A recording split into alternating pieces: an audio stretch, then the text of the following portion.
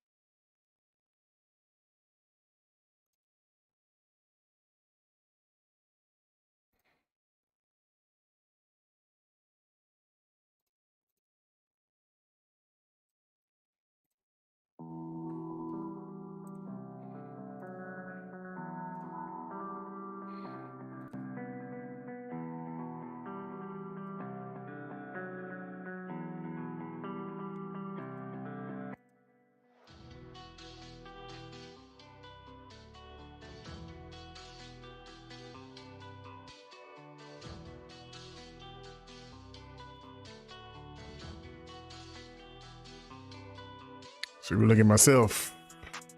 Let me do that.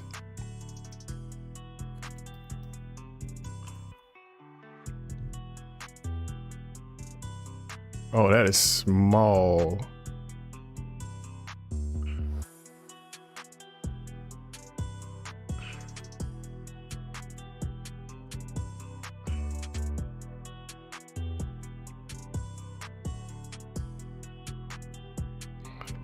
All right. Is Streamlabs on?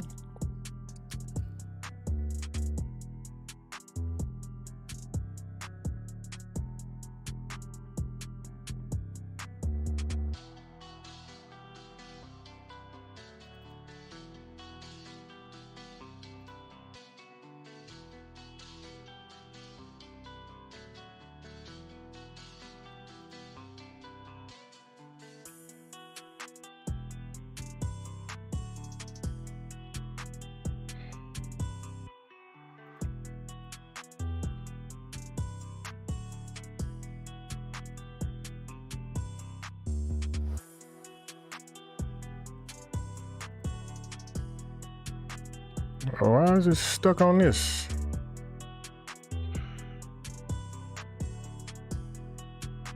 Hey, Order, what's going on, man? Y'all bear with me, I'm trying something new. Trying to figure out why my... no? How about I minimize that? Huh?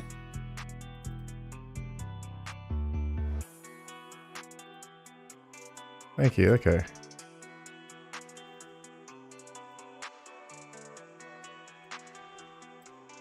All right, good. Good.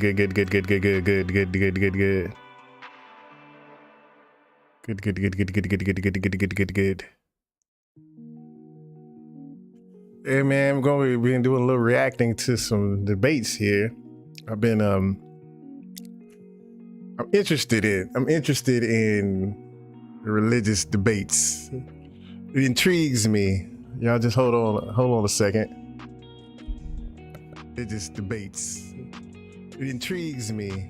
Y'all just hold on a second.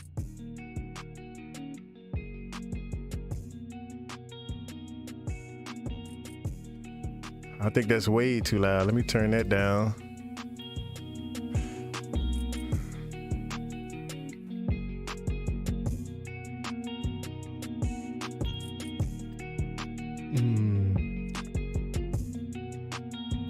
Pause that for a second. I want to see what I sound like.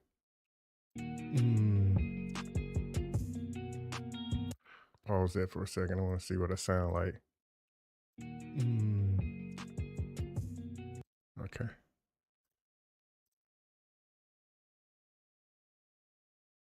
I used to talk to Jehovah's Witness for hours whenever they knocked on my door. Love talk about God. What's up, play now?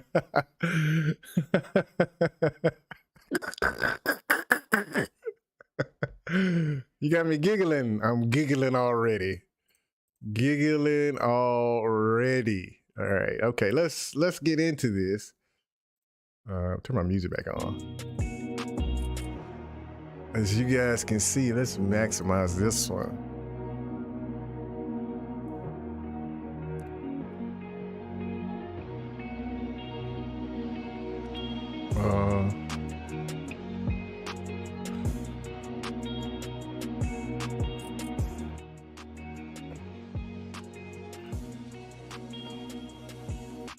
See, love talking to Jehovah's Witnesses.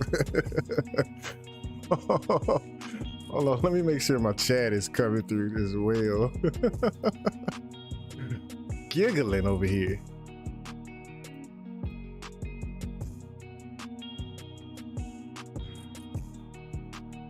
See if my Streamlabs didn't show up. Hold on, Streamlabs, where are you at?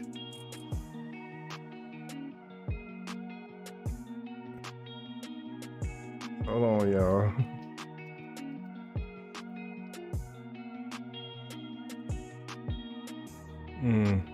Let me move that over. I need to make that bigger. I don't know why it's so small.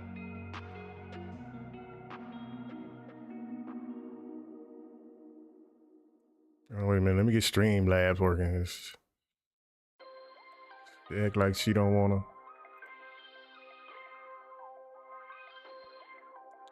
Acting like she don't want to be a part of this. Oh, and I see why. I see why. I see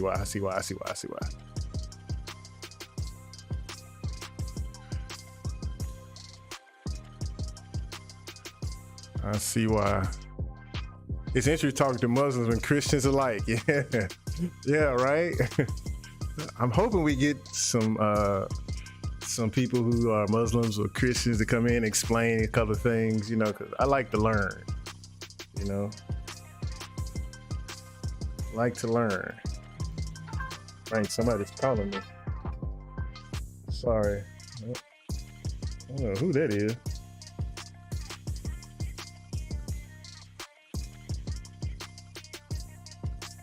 I don't know who that is calling me. I didn't mean to hit that button there.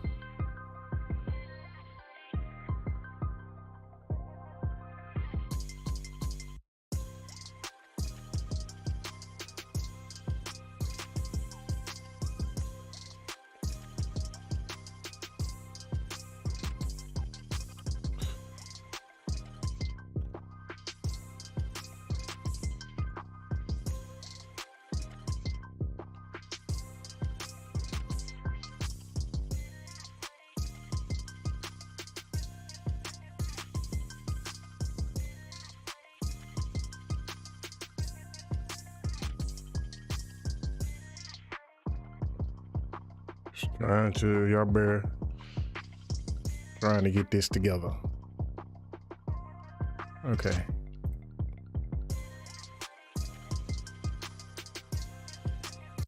All right. Where was I at?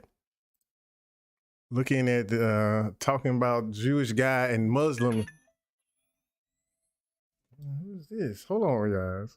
Let me turn this off. I keep forgetting I got my phone on. We put this on silent.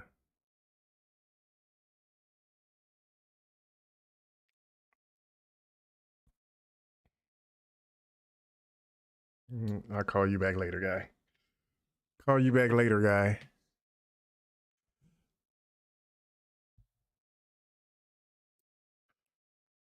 Simone, how you doing? This should be interesting. Yeah, Simone, we're here. We're here. I hope we get your input.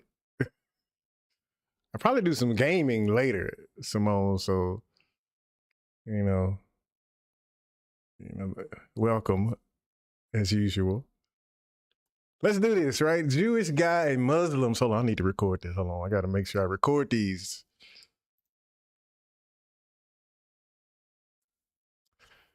Nice, yeah. Have you played before we get started? Have you played the new update? There's a new update out, right? I need to upgrade. I need to update my DBD. Have you played the new update yet? I haven't. I've just been watching people play.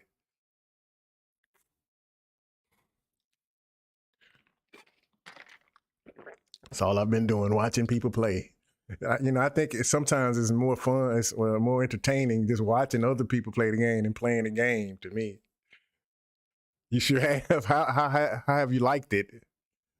Because one thing I saw is that what I don't like is they give you this information about people doing generators and people getting healed. I don't think that's just too much. I think that's a bit much. I don't really want to know. Like, and they know if you got unbreakable.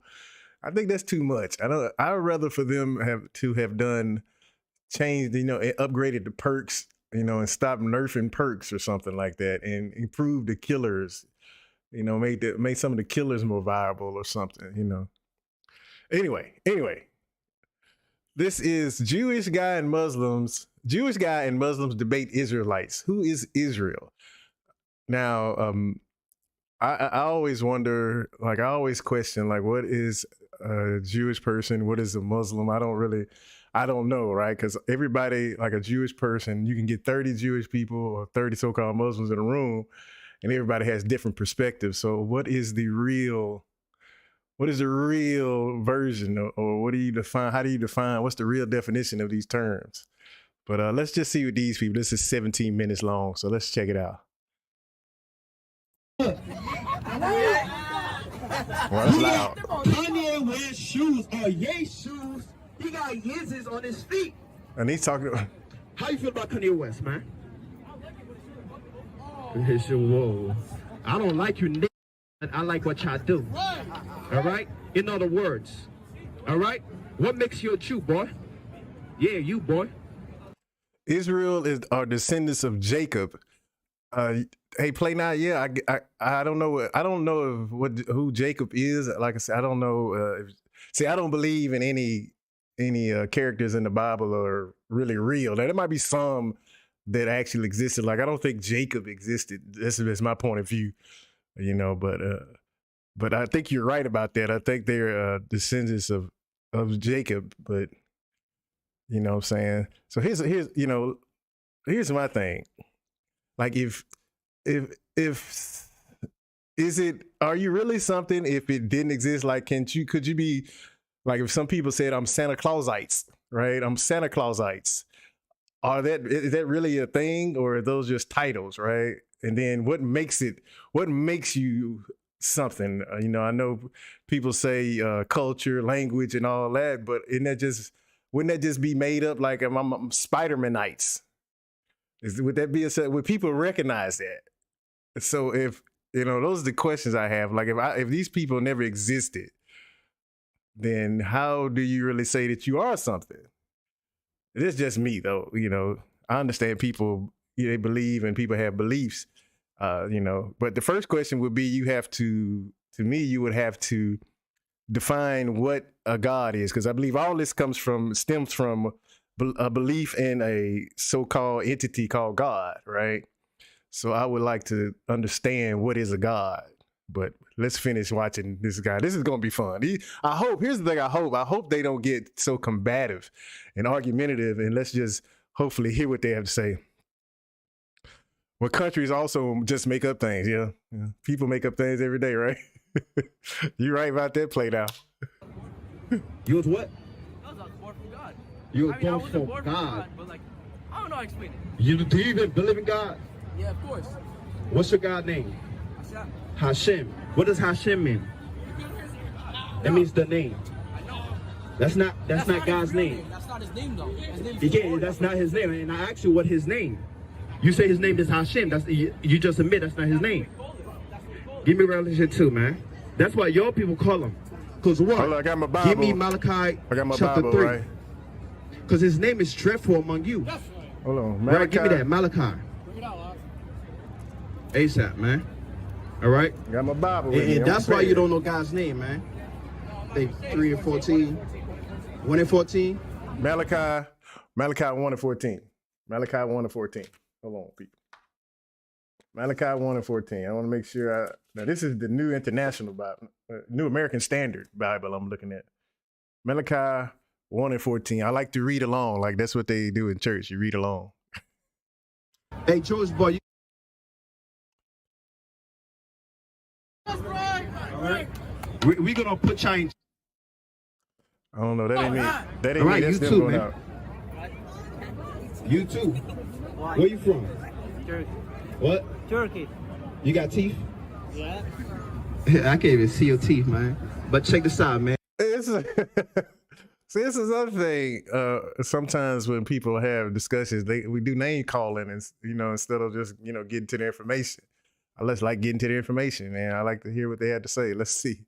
Hey, you from Turkey? Yeah. Turkey people go into slavery too. All right. You believe in the Bible or Quran? Quran, right? Simone. What does the I'm Quran not say for about sure. God? Hey, Simone, can y'all hear that? Can y'all hear him pretty well? Because I know I'm kind of loud. I hope y'all can hear. Can you hear him well? Chosen people. Who are they? Who's the God? Who are God's chosen people? Who are the Israelites according to the Quran? I'm not sure. The Black people and Hispanic people. black people. Yes, give me that, man. Bring it out. I see it. The book of Malachi, chapter 1, verse 14. But cursed be the deceiver. You're cursed, all right? Jewish people they stole our identity and lie and deceive the whole world, all right? And say they're the real Jews, when in fact the black and Hispanic and Native American are the real Israelites, right? Again, I don't know what an Israelite is, right? Like, and then here's my question about it all. Like, again, I go back to what is a God, and if most people define a God, hold on, let me pull up something here. Most people, I need to pull up another browser. Actually, let me just use him. I want to make sure we know, and I'm gonna come back to him. Is God, hold on, God, I can't type, all loving. Not all loving here, right? God is omnibenevolent. And God in most religions is supposed to be omnibenevolent, right? All loving. But they say they are the chosen people. God is all loving. Can y'all see that right there? God is all loving, omnibenevolent. But they say they are the chosen people. So does an all loving entity that is supposed to have created us all, does he choose people? Weird, right? It's weird. The whole thing is really a land dispute. Yeah, you know what? Which hath in his flock a male. Hey, and play now. voweth, and Play now. You're probably right about that. It's just a dispute over land. You know what I'm saying? Hey, what's up, Christian? How you doing, my man? I hope all is well with you and Mel. Bonjour. My parents love me, but I occasionally got a whooping. Yeah. See, as a child, I got whoopings as well from my parent. My dad whooped me one time. My mother whooped me. My grandmother, and I honestly think the whippings come from, I call them whippings. They come from, in the so-called black community, come from being whipped as slaves. But I don't, I used to, I think in my child, I popped my daughter once, but now as I look back, I was like, I probably wouldn't have done that. Now I probably wouldn't whoop. If I have another child, I wouldn't whoop him at all. I would try to figure something else out. I just don't want to put my hands on anything or anyone. Anyway, let's go. I know we ain't but 2 minutes in. Let's get it. and sacrificeth unto the Lord a corrupt thing. People so abominable too, right? Y'all worship Allah and claim Allah to be the God of heaven and earth. All right, read. For I am a great king. The Most High God is a great king. He's a great God, not Allah. Read. Saith the Lord of hosts. Says who? Saith of the Lord of hosts. Says Yahweh. That's his true name. The God of heaven and earth. The God of black people. All right? The God that look like black people. Read. And my name is dreadful among the heathens. My name is what? My name is dreadful among the heathens. His name is dreadful among the heathens. That's why the heathens, that's why Jewish people don't say his real name. They say Hashem. And he admitted that's not his real name. Because his real name is dreadful among the heathens. They fear that name, man. All right, you don't know how much power in the name Yahweh. All right? His name is dreadful among the heathens. Now, give me that in Revelation. Read. It's the book of Revelation, chapter 2, verse 9. I know thy works. Hey, I'm gonna tell you this one thing about Hebrew Israelites. If this is what they call themselves, so these are Hebrew. They are in unison when it comes to the scripture, bro. Revelations. Hold on. What is Revelation. Read. All right. oh. His name is dreadful Hey, among what's the up? heathen. Give me that in What's up, Revelation. Eric? How you Read. doing, The man? book of Revelation, chapter 2, verse 9. I know thy Hold up. Book of Revelations, chapter 2, verse 9. Me and Mel renewed our vows last August. We went to Chicago for a second. Oh, okay, man. Congratulations for renewing your vows, man. That's beautiful. I'm glad you guys are doing well. Revelations. Hold on, y'all. Revelations. I like to keep up with them. 2 and 9. What did he say? works. That in Revelation. Read. It's the book of Revelation, chapter 2, verse 9. I know thy works in I know that word, tribulation. So the tribulation. Bible says he knows the works of the Jews and the tribulation of the Jews. Read. In poverty. But Wait a minute. He says, wait a minute. 2 and 9. I know your tribulations and your poverty, but you are rich. And the blasphemy by those who say they are Jews and are not, but are a synagogue of Satan. Okay, see, okay. Okay. Now are rich and we're in poverty, but we are spiritually rich. All right, you think it's cool to say? I don't know. I would rather have the money. Here's the thing, you know. I would rather have the money. You're saying they're spiritual. I don't know what spiritual is, but they saying they're spiritual. They were in combat fatigues. Yeah. Hey, they're in the war. They are in a war, and they dress accordingly, right? They're debating who is real, who is Israel, the real Israel, right? You know, are the Hebrew? I believe these Hebrew Israelites, and they're talking about Jewish people. Or aren't they Jewish? I don't know. I'm confused about the whole thing, Eric. So I just try to listen to them and see exactly. Like I can understand how sometimes they can interpret the Bible in ways to fit a narrative, right? I can interpret the Bible to fit a narrative. So, you know, I think they are reacting to the oppression that we have all felt over the years, and I think that's how this comes about, right? We took our 14-year-old daughter. This is great. We went in with 2 kids and came out with still cool, man. That's what I'm talking about. We got somebody feeling good in here. Let's go back in here. It's talking about Israel, right? Like I think Play Now is saying they just basically debating over land. Now, these gentlemen are debating about who are the chosen people, who are God's chosen people. Like, but I think a lot of times this is me. I don't believe in any gods, right? I don't believe in anything called a God. I've never seen a God. I don't know what a God is. But if I ask each individual person here in this video, what is God? I'm sure each one, even the people on this side who believe, each one would have a different interpretation of what God is. See, I don't believe in it. I don't think there's enough evidence to say that there is a such thing called a God. I don't believe in the claim there is a God. Let me just say that. So I think we have to start there. Like, what is a God, and why would God choose people? To me, reading through the Bible, the God of the Bible sounds like a man, right? It sounds like he has human emotions. He gets angry. He kills, you know, and so I always wonder that. Like, he breaks a lot of the commandments that he set forth. So I always wonder, because it seems like we are more moral, if you believe in such thing as morality. We're more moral than the God of the Bible. It's just my perspective. Say, nigga, what's your nationality? Palestinian, man. Yeah, your existence is offensive to me. All right? Wow. Hey, fix your hat, man. Fix your hat. Right? You know what I'm saying? Read this. The book of Zechariah, chapter 9, verse 6. And a bastard shall dwell in Ashdod. A what? A bastard shall dwell in You say you Ashdod. Palestinian, right? Thank you, Christian. You're a bastard. The Bible Thank calls you you so a much. bastard. Those You're a mofos are the bastard. new supremacy. You do not belong there. New supremacy. That's not your land.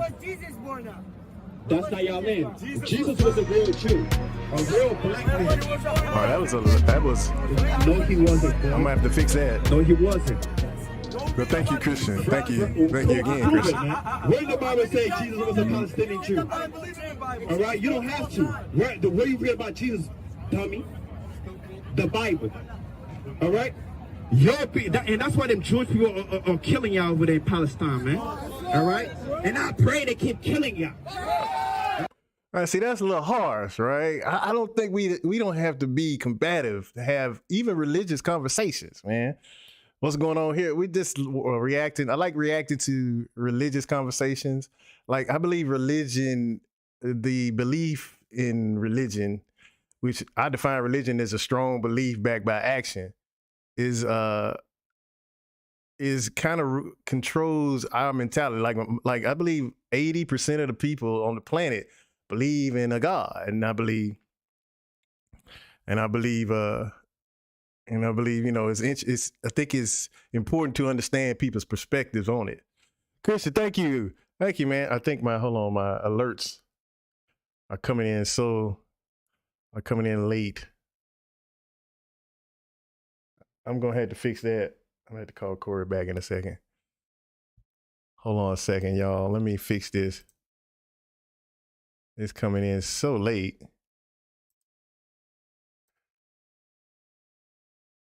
Am I Christian? No, I'm not.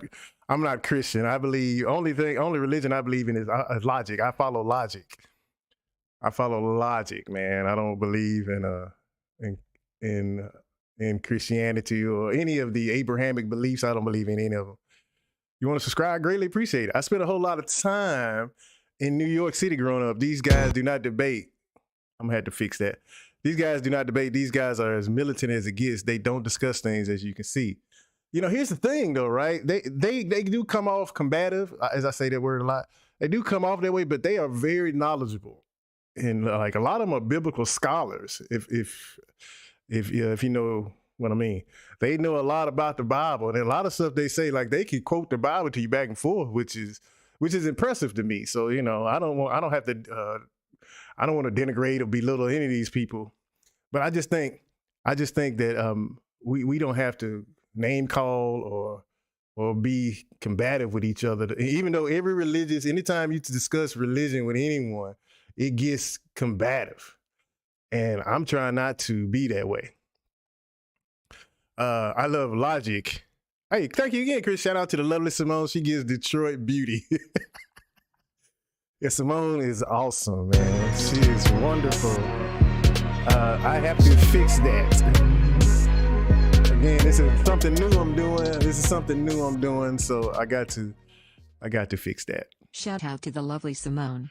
She gives Detroit beauty.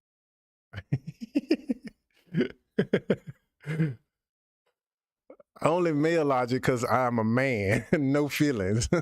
So Ace, what is female logic? What's the difference in female logic and male logic? I believe in one thing, logic that came with the universe, right? No feelings. Oh, that's probably what no feelings. But you Jeff and religious in your title.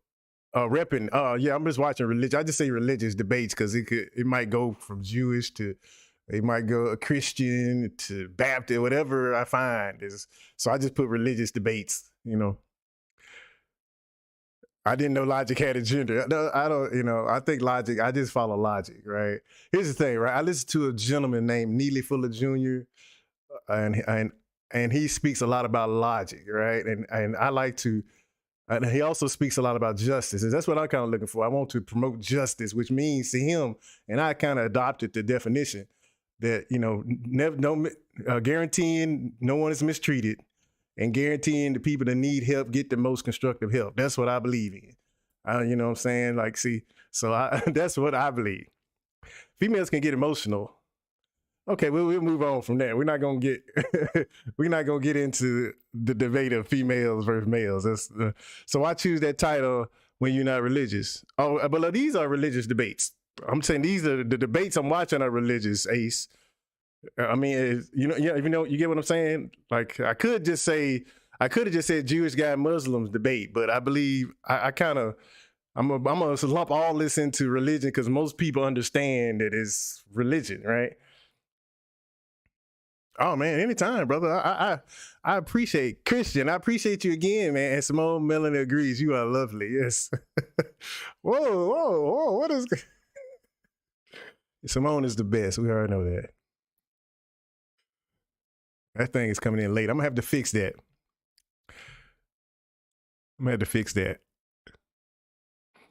Let me look at my title. Let me make sure my title looks right, man. I think I just put reacted to religious debates, right? Yeah. That's all. Yeah, I'm just religious debates. Like this, I would consider this a religious debate. Would you not consider this a religious debate? I guess, or I could have just said Jewish guy and Muslims debate, but am I really, what do you mean? Am I really logical? I'm an atheist. Glad I am. See that? Welcome, Susan. Yeah, now people would probably label me an atheist as well. I don't label myself that. But like I said, I don't believe in any gods or anything. And Simone. Melanie agrees. You are lovely. All right, let's continue watching this. All right. I pray they keep. Hey, look, y'all can kill each other, man. That's cool. Right, say it again. He said he kill Jewish people. Say it again. He said he Jewish people. What did you even say? You literally said that they killed Palestine. Shut up, boy. You All right, read. And a bastard shall dwell in Ashdod. What? A bastard shall dwell in Ashdod. Y'all are bastards, man. Right, y'all vagabonds, read. And I will cut off the pride of the Philistines. The most I gonna cut y'all pride, man. Because y'all people are very prideful. Our land. Look, man, that's not y'all land. How is it y'all land? If it's y'all land, why y'all got it afflicted over there? They're trying to take y'all land, and y'all don't belong there in the first place. Y'all was put there. Your people was put there. By God. This comes back to what Play Now was saying. It was a dispute over land, right? A dispute over land. I mean, you atheist. Like I said, Ace, people probably would label me that, but I don't label myself atheist, right? Like, here's how I look at it. Like, what do you call somebody who doesn't believe in fairies or unicorns? There's no name for them. So I don't label myself atheist. So I don't, like I said, I don't accept the God claim, right? So I guess you could say that, but I don't label myself that. I never said I believe in God. I don't believe in any gods, man. None. Not if you can't. I believe in logic. If you can't prove, you have to prove to me that there's such a thing called a God. Like, I don't believe in any gods or spirits or anything called souls or faith or any of that. Like I said, I believe in logic. I don't believe in any gods.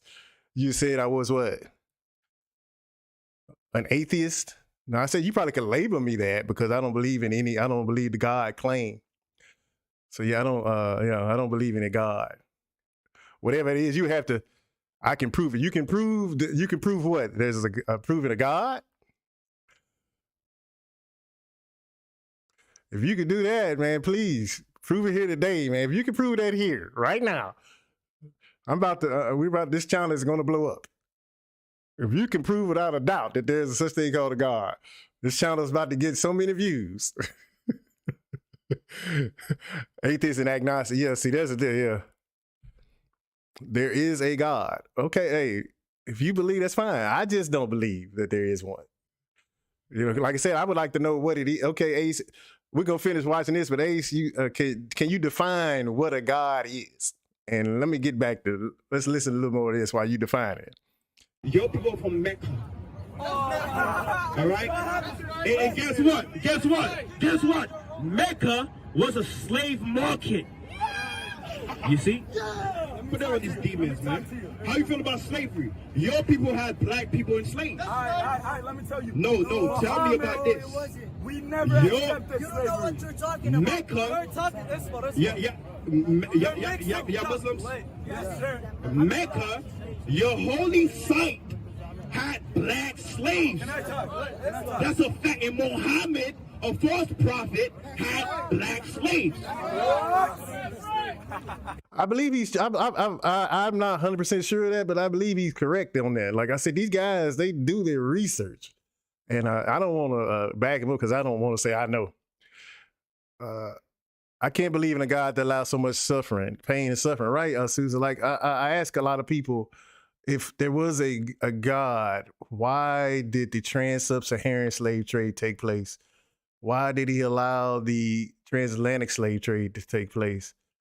And I know in Exodus 21, there are like rules for slavery and such things. So, you know, I ask these questions, like, and then if I don't think an omnibenevolent entity would ever do that, right? But that's just my perspective. You and I shows God is real. You and I shows God is real. Say that one more time. Actually, we all see and believe evils dwell. Hold on, Ace. I'm a little confused on that one. Mecca equals the well of Zamzam. Yeah, hey, y'all gonna, you know, y'all's intellect is far above mine. Y'all got to break that down for me.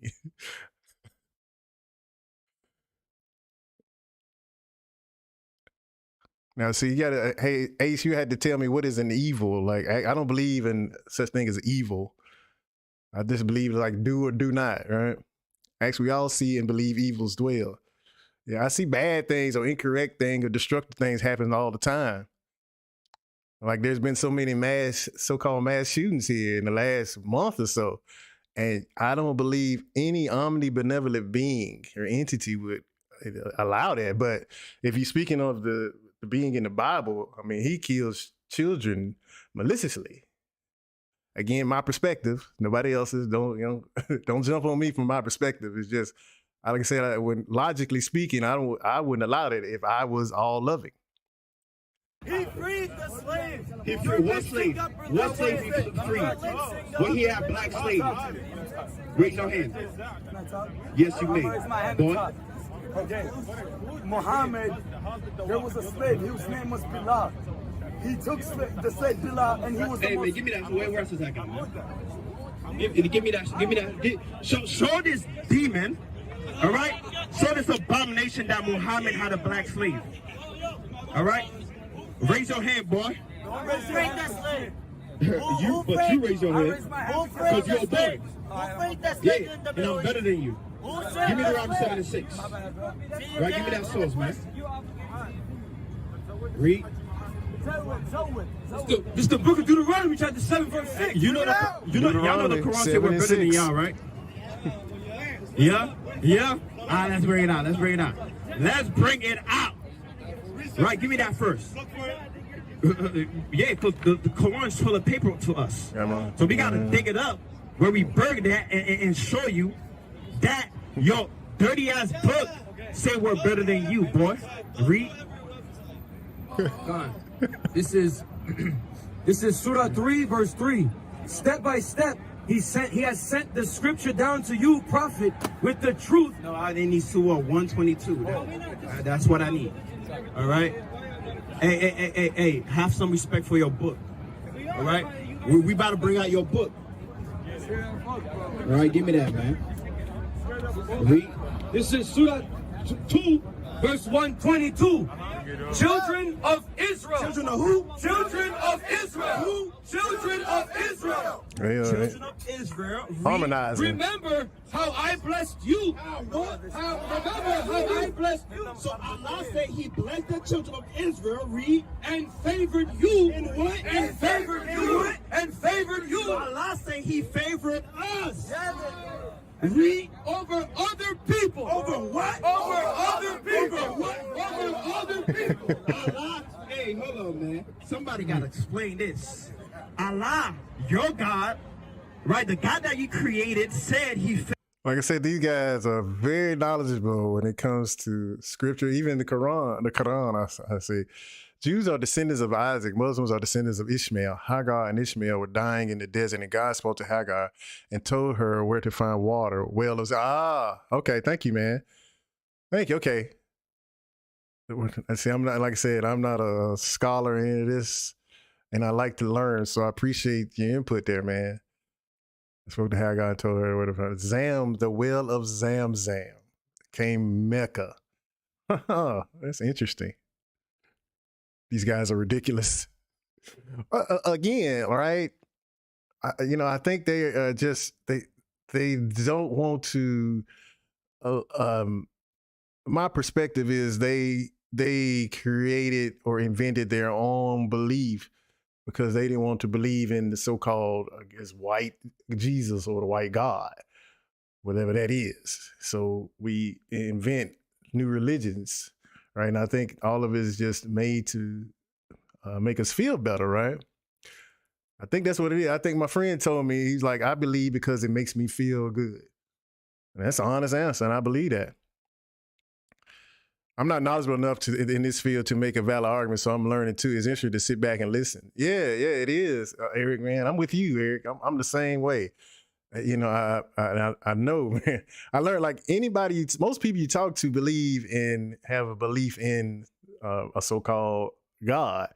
You know, it's just, but if you actually start asking questions about it, you understand it. You both probably get confused. You confuse yourself when you start talking about religion. But it's just enjoyable to me to sit back and listen.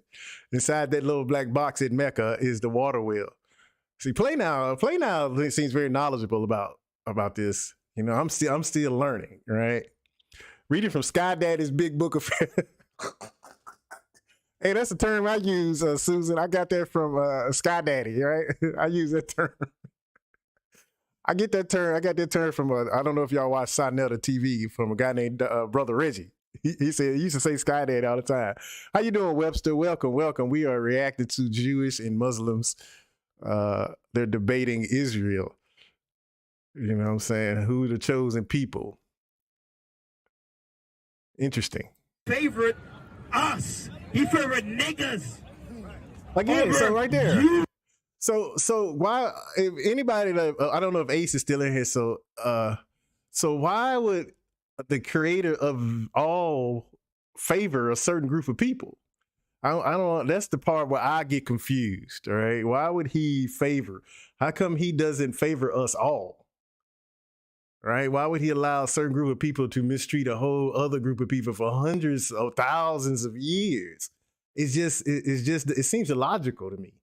So that's why I actually try to dig in and listen to this and ask them questions about these things. Like, I know a lot of people, I've been in the comment section, and a lot of people in the comment section said they believe it because of the Bible, because of the prophecy. Like, we were enslaved, we got cursed from the curse of, I think of the curse of Ham. And I'm like, well, why would God curse us? And then here's the thing, God is omniscient, right? He's all knowing. So he knew that we would be who we are, and he still cursed us. It just doesn't seem to make a lot of sense to me. Do you know I Shall Speed? Yeah, I've heard of the gentleman. I heard of the young brother. I've heard of I Shall Speed. Right. So according to the Bible, because of their suffering, they are sanctified through their suffering. Yeah. So why would a God, an omnibenevolent entity, make us suffer? Wouldn't he? Does this God, depending on your definition of love, does this God even love us, or he only loves a certain group of people? It's very strange. It's very strange. Your own religion favor us. How that work? Right. I know it hurts. I want you to go home. I pray you lose sleep over that. All right. I pray you go tonight and can't sleep, right? Because you're thinking about your God. Hold on, one at a time, boy. One at a time. One at a time. Who's speaking? Let this. What's up with you, man? Allah will do his thing. What? Allah will do his thing. Yeah, Allah go. Y'all be women? Y'all be women? Can women drive in Palestine? Yeah. Now they can, right now. But hold on, now they can. Y'all just changed the law. Y'all just changed it. All right, y'all just changed it. But guess what? Y'all be women. And here's another thing, like he's claiming that in the Quran, I'm not very familiar, I hadn't read much of the Quran, but I know in the Bible, the Bible condones rape. Where is that? Hold on. I want y'all to see the females are not treated very well in the Bible. Like you got the Father, the Son, and the Holy Spirit. So where are the females in the Bible? And then I know it was, what is it? Deuteronomy, is it Deuteronomy? where if a man rapes a woman, he has to marry her or give her father shekels, like it condones rape, like it's okay to rape in the Bible. So it's like women are just totally mistreated. Like look at Sodom and Gomorrah. I mean, Lot's wife. He just turned her to a pillar of salt because she turned around. She turned around, and no, poof. Women are just destroyed in the Bible, man. They get no admiration, no veneration, or nothing in the Bible from my perspective. Christianity says all suffering is because a woman took a bite from an apple. Right. She took a bite from Eve, took a bite from an apple, and we all got cursed. All sin was thrown upon us. I don't know what the word love means. You say define God, I say define love. Yeah, let's define them both, right? Let's define them both. Hey, how's it going? This is funny. No, it doesn't condone it at all. It doesn't? It doesn't. Okay, wait, hold on. Let me find that verse. I want you to see. Like, I guess we need to define what condone means, right? My term is it allows. And when I say condone, I say the Bible allows a rape. When it gives definition, let me find, I would say rape scriptures. Look.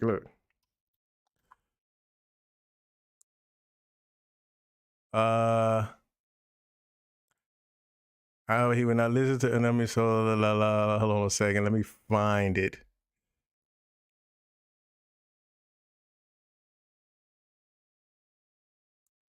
Deuteronomy. That's it. It's Deuteronomy.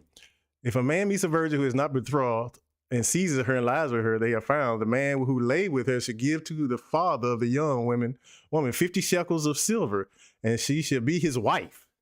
Because he has violated her, he may not divorce her all his days. But I'm like, okay, like, how does that help the woman? The female got raped. She the one that's been violated here. What do we? So the man can pay another dude. He can pay another person, her father, for her, like she's property. And he can't divorce us, but she's still stuck in this. Like, this man has violated me and I gotta marry him? Sounds like condoning to me. But again, that's my perspective. Glad I was able to catch the live for a bit. I got to go deal with, you know what, going on here tonight. Hey man, Eric, you be safe out there, man. Thank you for coming through. It's basically saying you can't have sex with a woman without marriage.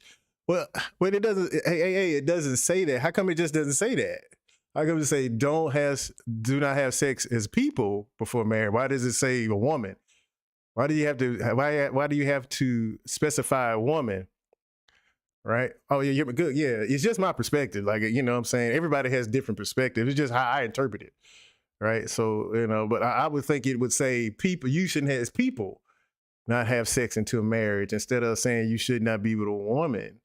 See, it's like women are, you know, women basically are the intellect, right? Based to me, their intellect. I don't believe in a God, but I can use, like, I don't know if you ever heard of a brother named Brother Polite. I kind of take his perspective on, you know, the black female is the closest thing to a God, right? To me. So I think we should treat him as such, you know. That's just me, right? You know, y'all can take that how you like, but that's just me. But look, I can understand anybody who all the ways people interpret the Bible. I get it, man. And check this out. I have no authority, and I don't have any right to criticize anything, but I do just have questions, right? Because I'm nobody. That makes sure everybody understand. I am nothing, nobody. I'm at the bottom. Most ignorant person I know, I look in the mirror. That's me. Yeah, the man is the head of the household, basically. So the women didn't have much say back then, right? Yeah, and if you look at history, let's look at history. Nothing but wars and killing and slaughter. That's probably why, you know. That's probably why, because men were the head of the household. We, you know what I'm saying? We use our emotions to decide debates or decide anything, right? But I think Ace was saying that women are emotional. I think males, got to be the most emotional creatures on the planet, because if we weren't, we wouldn't kill each other. So it's just, again, my perspective. Let's continue. We respect women. But y'all beat women. We respect everything. Do you beat women? Do y'all beat women? No. Do your people beat women? No. Y'all lying, bruh. I got the Quran. The Quran say you can't beat women. No, hold on. We want to read the Quran. How about we talk about your children of Israel who go ahead and kill all the Palestinians? Kill Palestinian children, Palestinian We're not women. Jewish people, man. They're Israeli. And they're Jewish. They're not our people. They're the same people as they're the same as you that's trying to steal our land. All right, read. This is Surah 7. It's not a contradiction. We're saying we're the real Jews. We're saying we're the real Jews. Jewish people are not the real Jews. Jewish people are the same people as you that's stealing our land and lying and saying that's their home land. Read. This is Surah Sa'ad Abdul Hayy 38:44. Allah said, what? Allah said, take a bundle of branches, thin grass, in your hand, and strike with it your wife. Yo, what? Strike with it your wife. This is the unholy Quran. What's the The surah? Quran say, get a stick and beat your wife. Wait, what's the surah? What's the surah? This is domestic violence, man. This is wild, man. This is wild. Like I said, these guys are knowledgeable, right? They know some things. This reminds me of Speaker's Corner in London, non-stop debates. Oh yeah. You know, I enjoy them. Like if they're disseminating information and not just kind of name calling or arguing with each other, I enjoy it, man. It's very interesting to listen to. You know, but sometimes they can get very combative, and you know it's hard to understand. You know, but if they can let each other talk, you know, I like structured debates. Like I like to listen to structured debates when they have everybody gets a certain set of time and they get to talk and like present how they what they believe. You know, and sometimes these street debates can be cool depending on who it is and how knowledgeable they are. Yeah, he's kind of talking down to them. Yeah, he's talking down to them. You know, so yeah, Simone. See, to me, Simone, I think we all are one people on this one rock, right? This one speck in this mass universe, right? And we all share this one rock, but we all have this tribalism about ourselves. Like we label ourselves, we give ourselves these titles, Jewish or Muslim, and then we stick to these tribes, man. But not realizing that we all on this one rock. And all of us need help at one point in time. Like we all need each other. Like I need you, Simone. You know, I need you. So, and I just think, I don't know why we think like this. It's probably been like this since Homo sapiens sapiens could think. You know, Homo erectus, whatever, whoever came conscious first. I just think it's been like that. But I just think we should all realize that we all in this together. Because if the sun goes, here's the thing: if the sun stop shining, we're gone, all of us. It don't care what your name is. Yeah, humanity. Yeah, I believe humanity started in Africa or the continent of Africa as well. Like we all spawned from this place, but we all label ourselves something else, like Jewish, Muslims, Black, white. Where are these classifications coming from? Asian, Chinese, all these classifications of people, and we all one. That's because maybe we speak differently or something, you know what I'm saying? Or look different. I think we all Homo sapiens sapiens, and we should all treat each other as such, man. Like, here's the thing. All of us need food, clothing, shelter, and, you know, healthcare probably now. All of us need the same basic needs in life, and I just think we should all work towards making sure all of us have it. Yeah, in my perspective, which means nothing.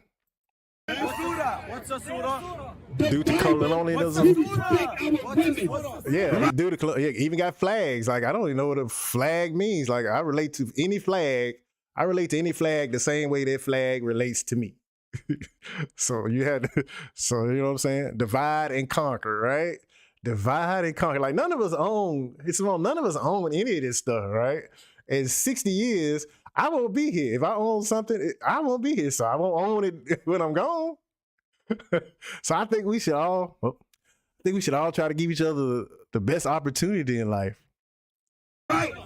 Give him the surah, man. Give him the surah. Surah 38:44. 38:44. What's the name? 38:44, man. All right. This is Surah 4, verse 34. What's the name of it? Men are in charge of women. You know what? Men are in charge of women. Y'all believe men are in charge of women? So you don't believe in the Quran? Hold up. Hold on. He said he don't believe in the Quran. But hold up. So do you believe in this verse in the Quran? Read it for him. Read it again. Let me read that. Hold on. I want to see if y'all agree with this particular verse in the Quran. Read. God. It says, Surah, this is Surah An-Nisa, Jews 5:4, verse 34. Men are in charge of women. Y'all believe in that? So you don't believe in your own book? Your book said men are in charge of women. I read. Hold on, this is Surah. Well, let's see. Here's another thing, right? This is anybody like that believes that's a Christian or Jewish or Muslim. Like, what parts? Like, I think people pick and choose what parts to believe in, right? They pick and choose. They just take out what they believe and leave the rest. But I'm like, don't you like in the Bible? Aren't you supposed to believe the New Testament and like for all the way through, right, from here to here? You know, all these pages. You're supposed to believe all of this, not just Genesis. You got to believe all the way to Revelations, right? That's my guess. Hey, welcome back, Webster. And Susan says, imagine if we all took care of each other. That would be a wonderful world. Yes, it would be. You know what, Susan? Most people probably think we are taking care of each other, right? Well, I am taking care of each other. We are. You know what I'm saying? That's probably the problem. We don't understand what taking care of means, right? My favorite quote: when you call yourself an Indian or a Muslim or a Christian or a European or anything else, you're being violent. Oh, it was a fight. What'd you say? There was a fighting words? Oh man. Do I know Andrew Tate? I've heard of Andrew Tate. I never really understood who he was. I think, I've never really listened to him speak or anything, but I see he's in the news for certain things. So I'm not for sure exactly who he is.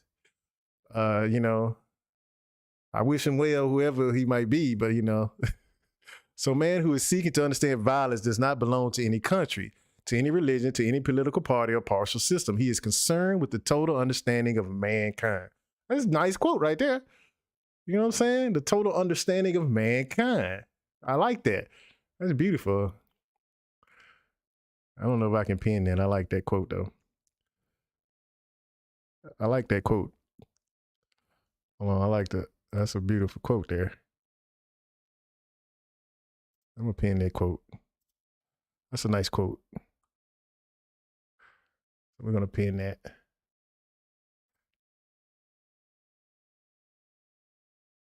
Yeah, I'm working this. I always have some problems with my system, man. Anytime I try to go live, but I just like going live, go ahead and go live without fixing these problems.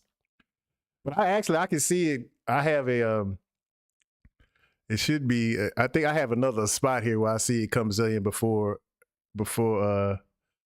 it hits the stream.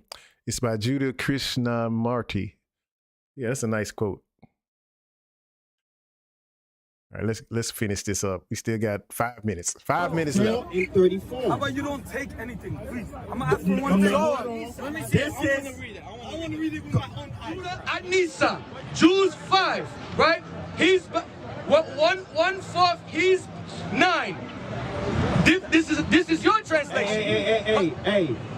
He's calling out the surah. You see, they don't even have respect for their own book. He's calling out the verse for you. I believe he's getting it. I don't know what you're talking about. This is what? Surah An-Nisa 4:34. Men. Hold on, wait till they find it first, right? Because it seems like we know y'all book better than y'all. We know y'all got them book better than y'all, man. Look what it says.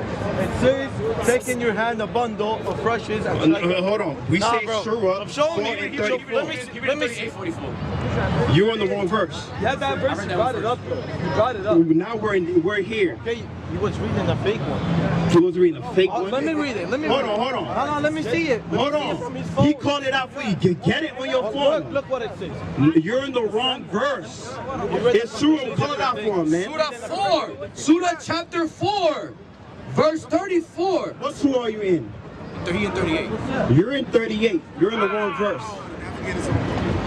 You don't know how to navigate your own goddamn book, man. Googling it. No, you said 38:44, and you said a completely different thing from what I'm reading. No. Let him read it. Yeah, yeah, I agree. AA. They're a little rude. Like when you present facts, that's what I'm saying. We can be cordial, right? Even if I disagree with you, I can be cordial to you. I don't have to call you out of your name or anything.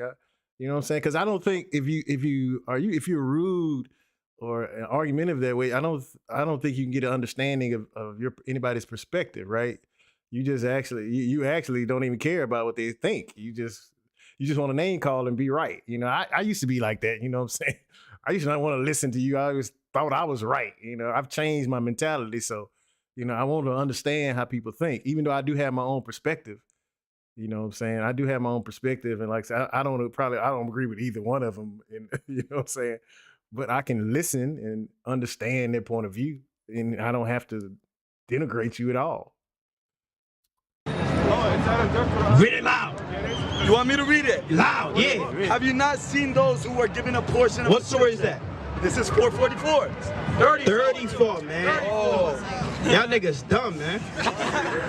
Right. Damn, it's that hard to find one verse. All right, let me tell you. Read it loud. You got all No, these read it people loud. around Read it loud. No.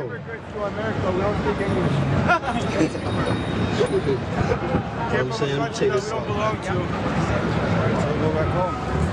They call the children of Israel. Read it loud, man. Read it. I want you to read it. Oh, he want us to read it.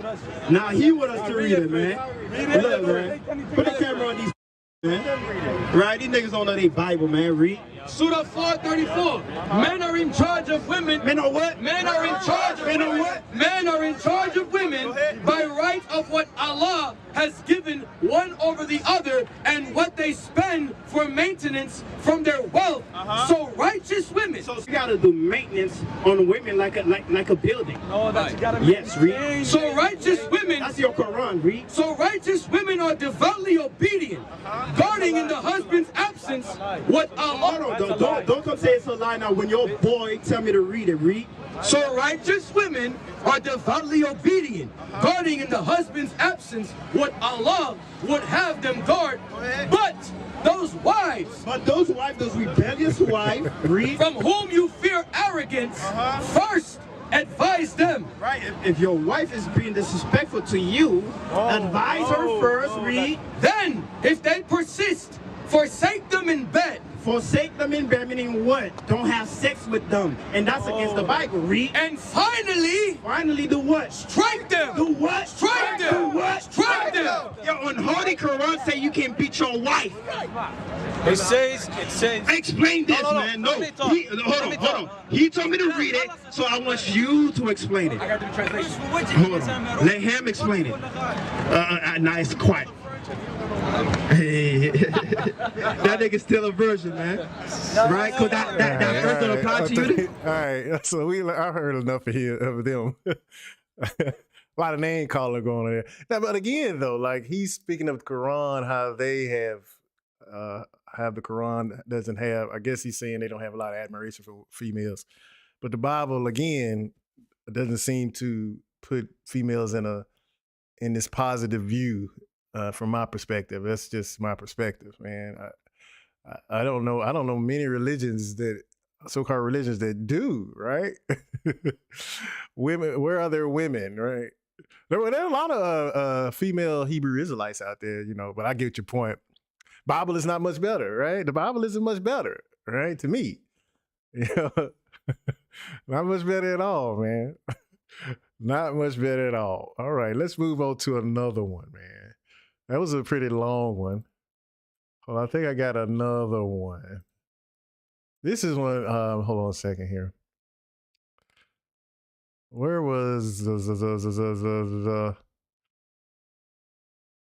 this is when, now this is about the Bible. This is what I was talking about, and this is from Sonetta TV. Let me go to the beginning. I don't actually. This is Brother Polite. Hold on. Pause.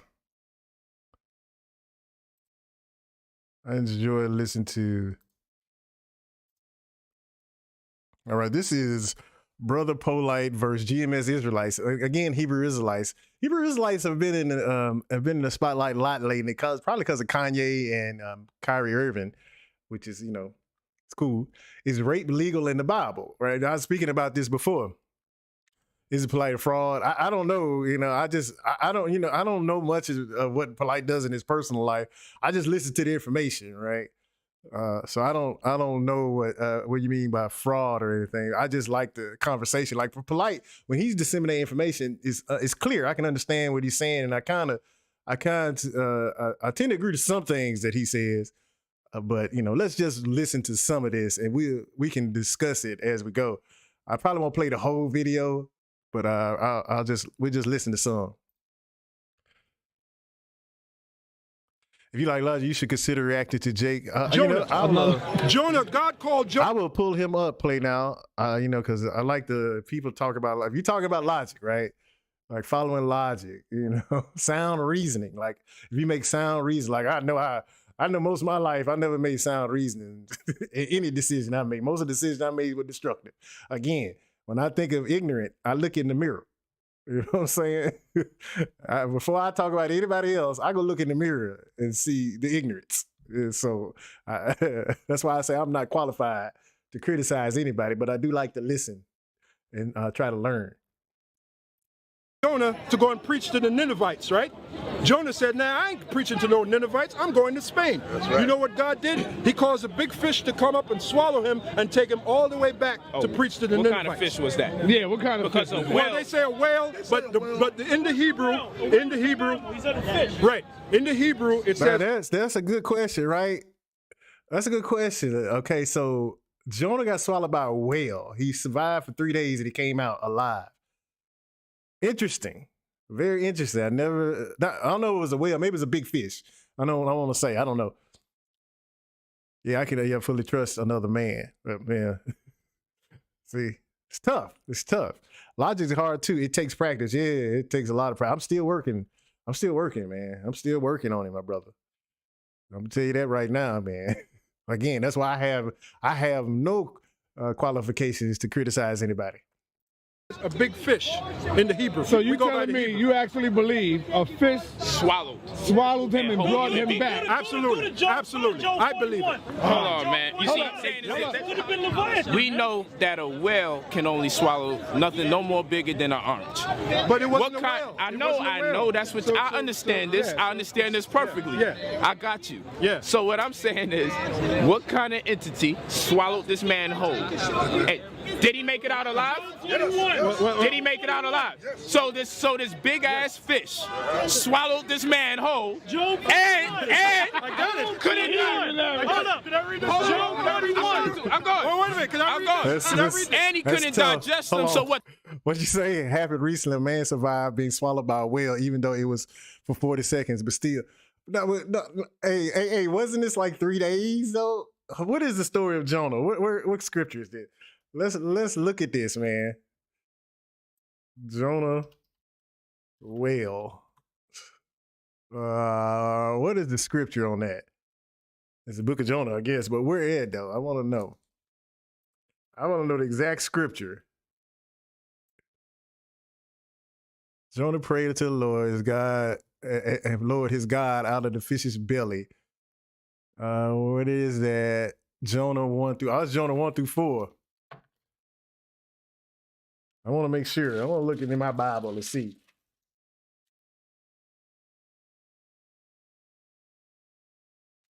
Jonah 9:22. This Bible right here. This Bible, I came home one day and it was on my door. Somebody gave it to me. I think it was actually like, I think a couple of days or the day before I was speaking to some people about how I'm not, I don't believe in any gods. And, and the next thing I know, somebody stuck a whole Bible on my door. Okay, then Jonah prayed to the Lord, his God, from the stomach of the fish, and he said, I called out of my distress to the Lord, and he answered me. I cried for help from the depth of Sheol. You heard my voice. So where did he come out at? Yeah, then the Lord commanded the fish, and it vomited Jonah up onto dry land. But I was like, I don't know if it says how many. Oh, here it is. And the Lord appointed a great fish to swallow Jonah, and Jonah was in the stomach of the fish 3 days and 3 nights. So that's tough, man. That's tough. Have you know what I'm saying? And he says, and I don't know. But the fish threw him up. And the fish vomited him out. But how is it? My question is, if a fish, a whale, even a whale, so if he says if he's right, a whale can swallow nothing no bigger than an orange. How did he swallow a whole man? We know, we all know a whale can swallow nothing bigger than an orange, right? You can find a Bible everywhere. Yeah, they put this Bible on my door. Like I wasn't looking for it. It just I came home one day, it was on my door. Like it's kind of like I just like a couple of years ago, I kind of changed my mentality. Like I used to, I don't know if I don't know if I necessarily believed in God. I think I believed in God because I didn't want to be made fun of. Like people would ask you all the time, do you believe in God? I would just say, yeah, because I didn't want people to, tease me. What do you mean you don't believe? You don't go to church, you going to hell and stuff like that, man. Because like as I was growing up, my mother was a Sunday school teacher. She took me to church all the time. I used to didn't want to go. I never really understood it. I used to negotiate getting out of going to church. So I don't guess I ever really believed. I just believed so people wouldn't talk about me. I only went to church because my mother made me go. And I believe her mother was the reason why she went. So, you know what I'm saying? So I've never really, nobody ever gave me any proof of any of this. I just went to go. Hey, I saw that about the whale.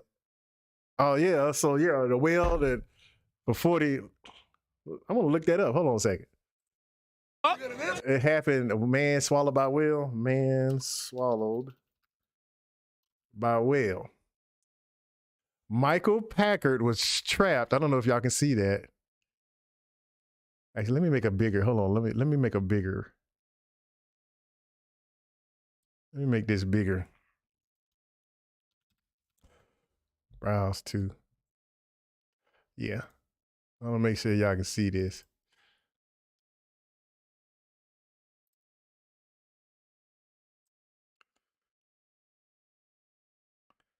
Let's look at this. Michael Packard. Come on down, Will. All right. I'm gonna turn the chat off for just a second. Man swallowed by whale. Michael Packard was trapped inside a humpback whale's mouth for approximately 40 seconds. It was a done deal. He was trapped in his mouth, though. He said his mouth. He didn't say his stomach. Like Jonah went inside this man's stomach. He was inside for 3 days. So,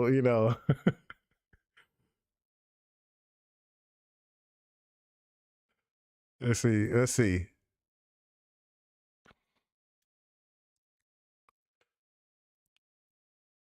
A licensed airline drivers literally plucked lives out of the bottle. This is how the ocean food that was full of evidence, but the 10 feet bottle packer silly knew something truly biblical swallowed whole by a whale. All of a sudden, I felt this huge sub. Then I know I was completely black.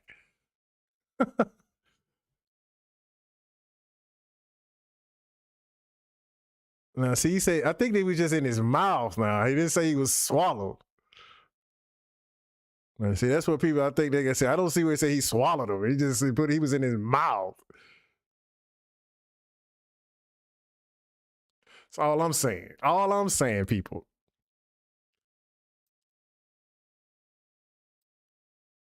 All I'm saying.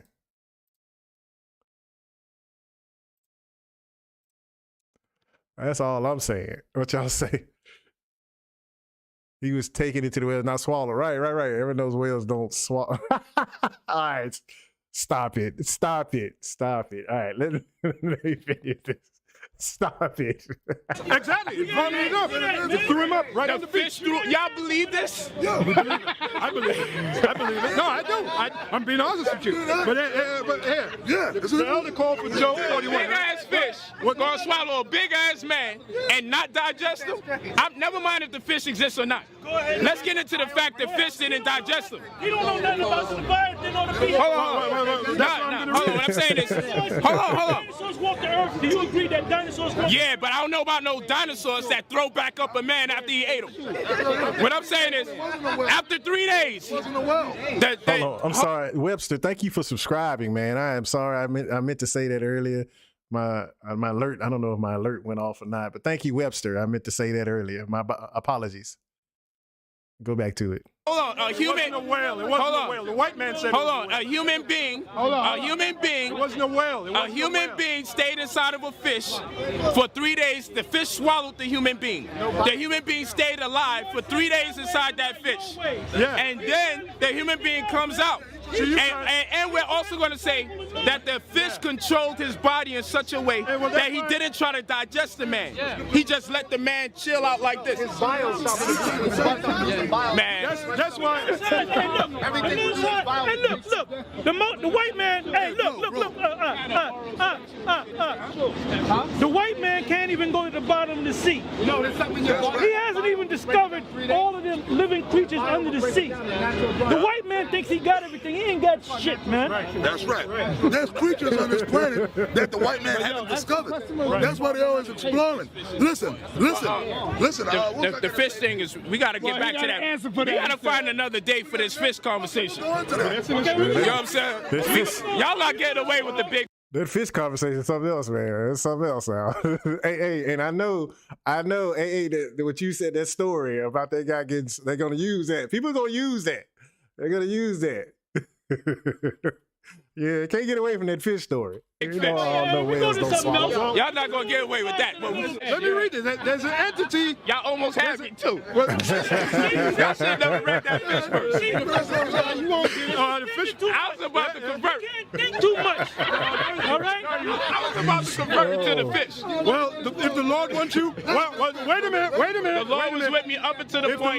You're that brother. Just making sure. They said that you said it. Play now, stop it, man. It was okay to rape 12-year-old girls. I don't know if that's true. Brought that. Okay, good. That's what I want. Slander. That's what I'm saying. I want to know. I didn't put that on you. I didn't put it on. Real quick, they about to talk about. Hey, I don't know. Let me ask you this: how old was Mary in the Bible, the so-called Virgin Mary? From my understanding, she was between the age of 14 and 16. Am I correct in that assessment? Is my question. On you. So you know what I thought? Which we teach now, is that when you go into the law in the ancient world, men, if they saw a woman that they like, they can grab the woman up and rape the woman, man. and we're gonna read the scriptures. All right? No, somebody hell no, you didn't have no problem with that. Years old. The Lord has a No, but that's not. Okay, I get your point. There's no sex involved. Which just comes to another question. I've never seen anybody reproduce without semen and egg, right? Without sperm and egg. I've never seen that happen. I've never heard of it. It only happens in the Bible. So well, not the Bible. There are plenty. I think there are plenty of stories before the Bible where there's, I guess, miracle birth. I think that Osiris and Aset, that might have been a miracle birth, or for Horus, and I think Sumer. A lot of places had miracle births, I guess you want to say. I think that was the madness behind it. Yeah, born of God. That was the theory. Yeah. Well, let me say this. Let me say this. Lord didn't have a problem with men raping a 12-year-old or any woman that they saw on sight. The Lord didn't have a problem with it. Why you David B? Okay. But you know what you're thinking? See, you were brought up in this man's food system, so that's how you think. That's how you think. But back in the ancient world, if you saw, we talking about, grab a woman, man. And God had no problem with this? Of course not. Let me tell you something, man. I mean, I don't want to speak like this around a woman, you know. But I'm gonna say this, man. Let me say this, bro. Let me say this. I'm listening. Most women dream about that. Yeah, it's true. It's all true. right. It's true.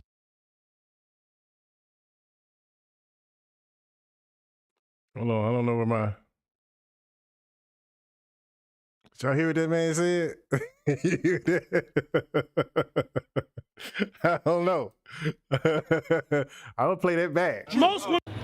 Most women dream about that. Yeah, it's true. It's all true. right. It's true. Most women fantasize about that, man. Can I tell you something? All right. I got hey, man, come on, my son. woman, my Ephraimite woman, when we. Hold on, let me go right. Okay, now, come on now. They dream about being raped, is what he said. They dream about being raped. Used to do our thing. She used to say, well, go in the room and put clothes on, put a mask on, and bust in the door and rape my ass. Okay? When you do that with a woman, most of the women don't report that shit. No, but listen. They out there, brother. They out there, brother. Let's not get lost. Come on, hey. he got a co-signer right here. This man right here co-signer. He's co-signing this, man. This is. Do people, are they really teaching these kind of? I know this is an older video, but we can't be teaching this, right? This can't be something we're teaching people. I just can't believe that. I can't believe it. Where's the cardboard? Right? Where No, we're not telling it's not all right. In this society, it's not all right. But you're saying that. But you don't do that. But the scripture say you put that most on the When they don't allow us to do as the Lord would have permitted. Well, it's true. Yes, that's true. And it's now I'm talking in terms of raping a woman on sight if I wanted to. First of all, the woman doesn't. Go to the scripture. Go to the scripture. Go to the scripture. Let's go to the scripture. Deuteronomy 22 and 25. But if a man find a betrothed damsel in the field, and the man force her, I'm sorry, verse 28. My bad. Verse 28. Yeah, verse 28.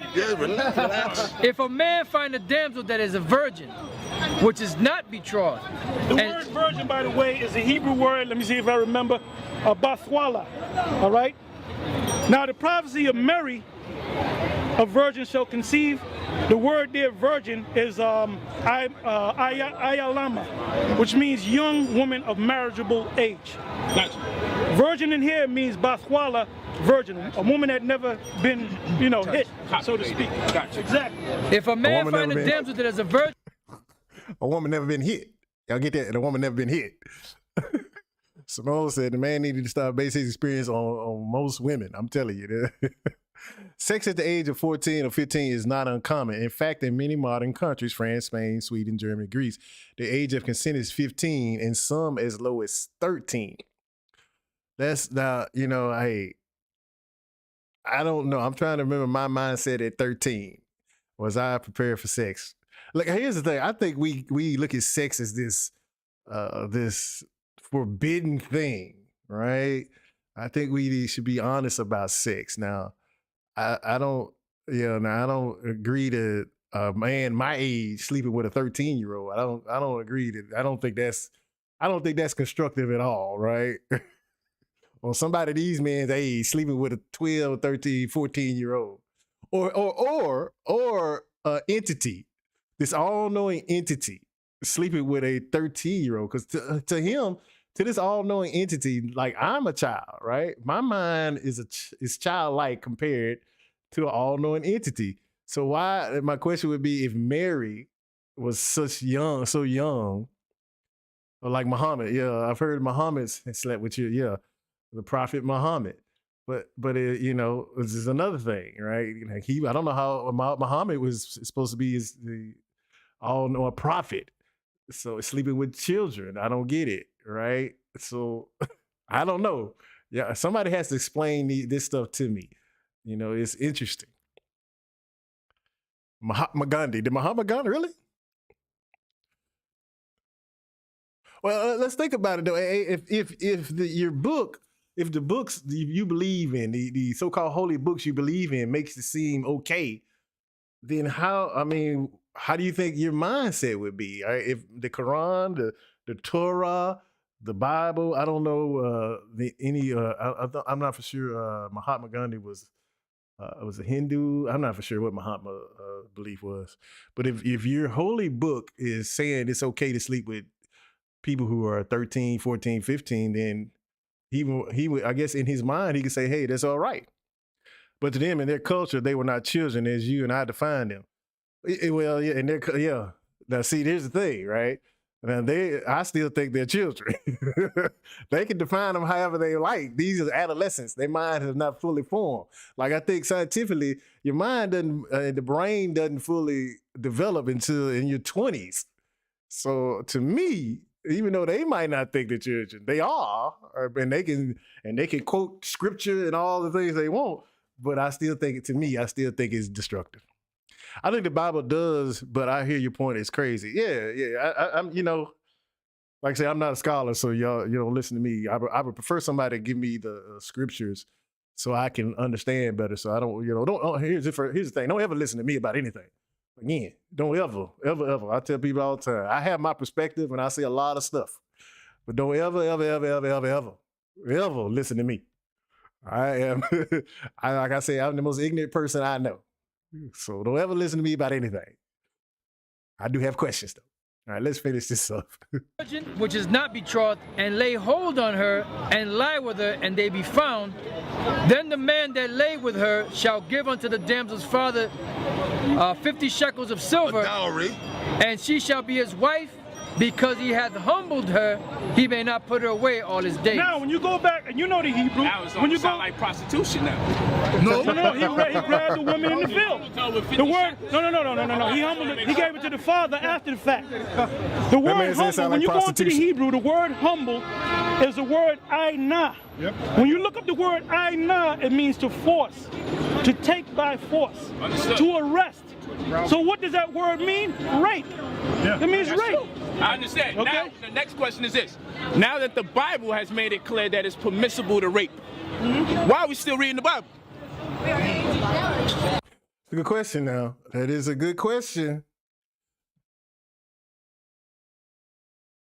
Yeah, we're trying to build understanding here. Right, yeah, I'm just trying to get an understanding. But that's a good point, right? If a book is, as I think, is saying it's permissible, then why do we still read it?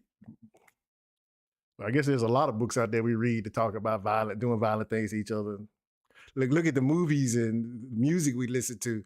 Like, you know what I'm saying? If we all had that point, we would listen to anything or watch any movies, right?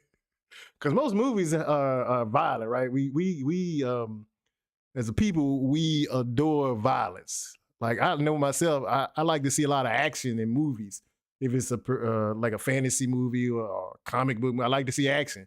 We look at people, when people are doing a lot of killing in movies, we admire it. It's strange. I think I was basically raised through the television, all right? Watching violent cartoons or wrestling or something like that. That's how I was raised, right? Most people I know raised that way. We were raised in that system that glorified violence. And so you grew up that way, wanting to see that kind of stuff, man. I think as males, we see that as power, or we see that as being cool or something to that effect. We think it's strong.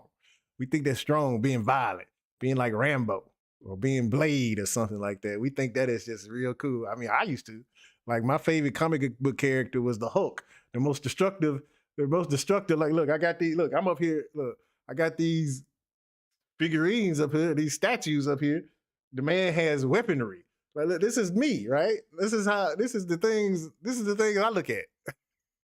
You know what I'm saying? I look at this like, oh, this is cool. Like, but you know what I'm saying? Like, I used to want to get a gun all the time. Like, I used to have 357 Magnum. I used to want to get guns all the time.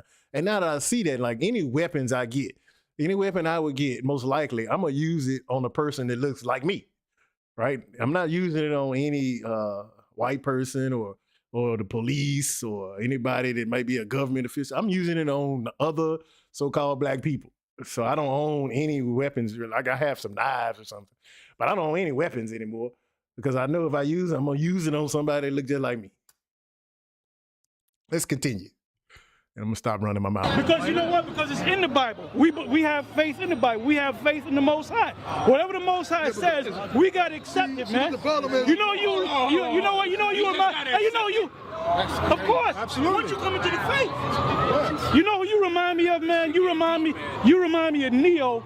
Talking to you remind me of me talking to Morpheus, and when he said this is the reality and it was a thermonuclear war, and he showed you what's going to happen to America, what did he do? He threw up. That's what you're going through, man. So you telling me, hold on, movies, you telling me if somebody was to rape your grandbaby that's 12 years old, you will be all right with that? God forbid, you will be all right with that? In the kingdom, I couldn't do nothing about it in the kingdom. In the kingdom is a what do you mean by the kingdom? This is getting crazy, man. What do you mean by the kingdom? We're looking for a king. We're looking for this white man to go down very soon and for us to come up. So if y'all got a chance to be on your own land, like the pale Jews is trying to do, it's not going to happen. It's not going to happen. The Israelite women they're gonna come freely to the men. That's right. That's right. We're gonna have to beat them off with a baseball bat. You heard that, Simone? These women are coming to the men. You heard it. Now that day obviously hasn't come yet. So what we're gonna do is talk about. Wait a minute. Isaiah, what's that? Isaiah 4:1. Do that, man. Isaiah 4:1. Yeah. It was the African that raped Dinah. I gotta read that. You know? You missed the whole point. You missed the whole. Listen, let's come back to the scripture speak. Let's let the scripture speak. Isaiah 4:1.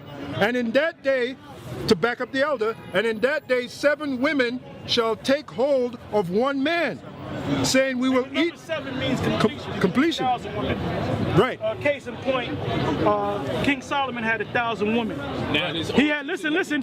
He had 700 wives and 300 concubines. You know what a concubine is?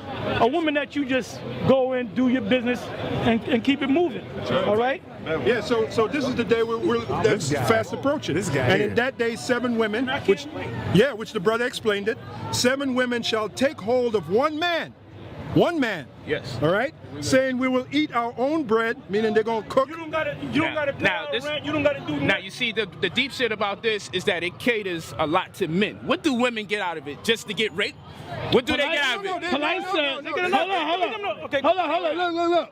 Polite said the black woman is God, though. That's right. So she ain't about and to he can prove it to you in your Bible, but we ain't going to go there. Hey, woman, you know what? But that black woman is God. And no God, How do you figure? no culture, no community is about to accept that God would have been all right with a woman being raped.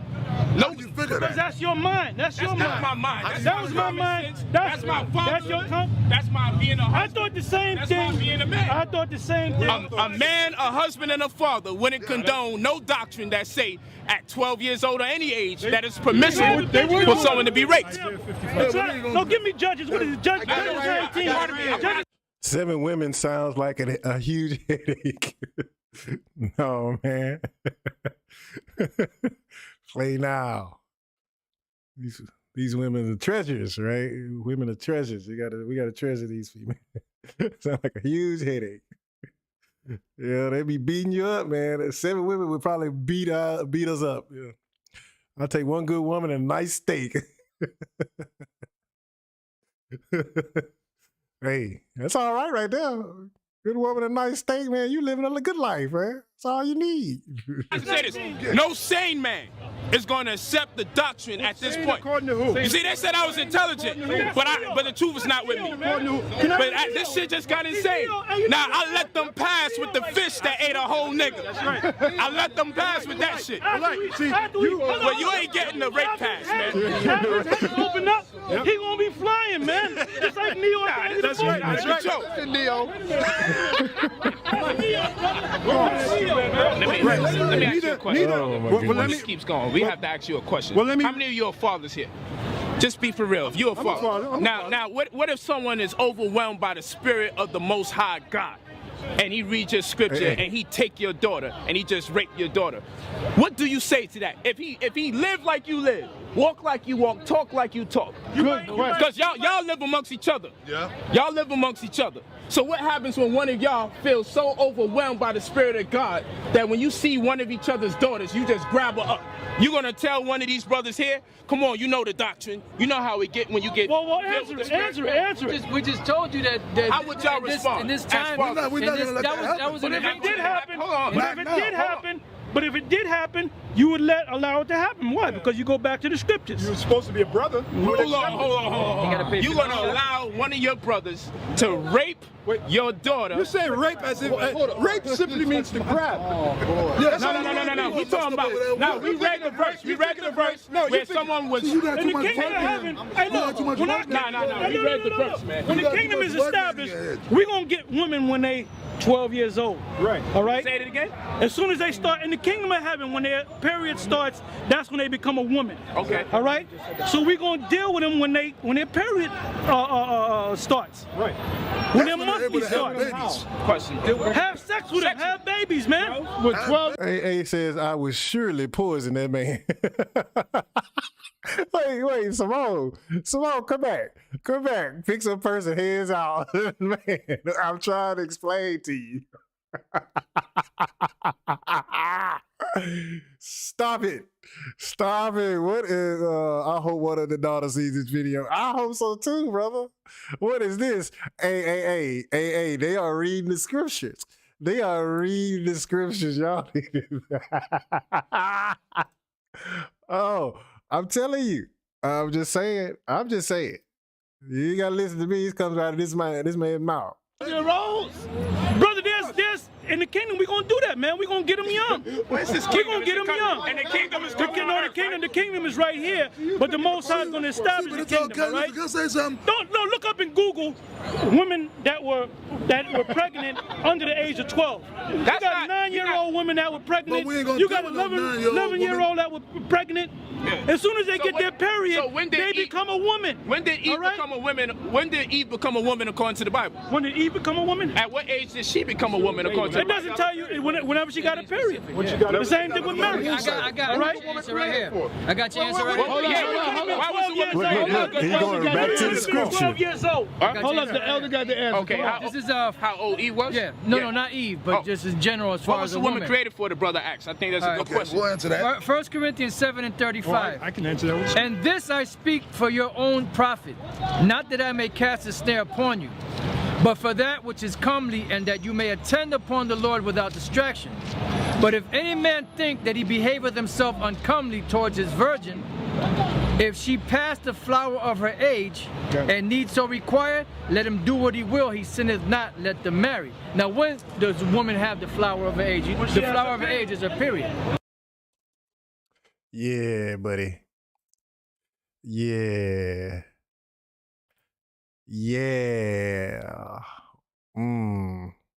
That's a rough one, man. And they seem to all go back to that scripture, man. Yeah.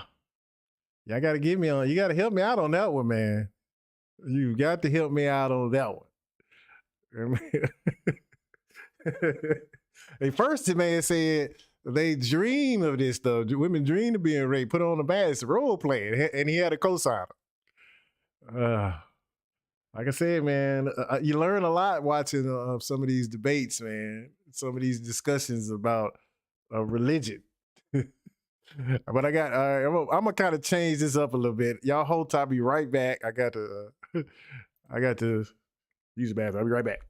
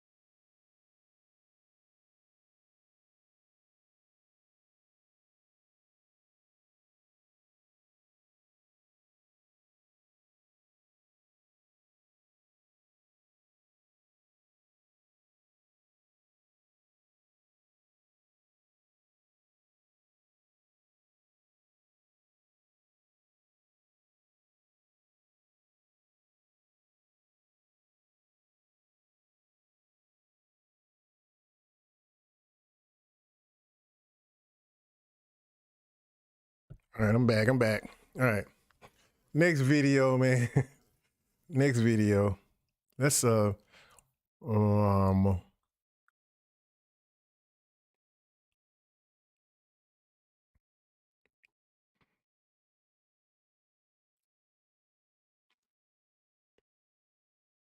don't know if you guys have y'all ever heard of Thomas Sowell?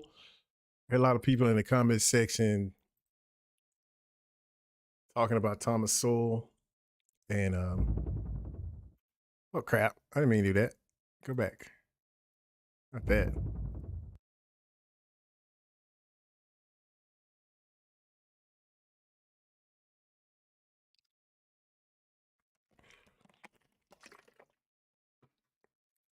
This is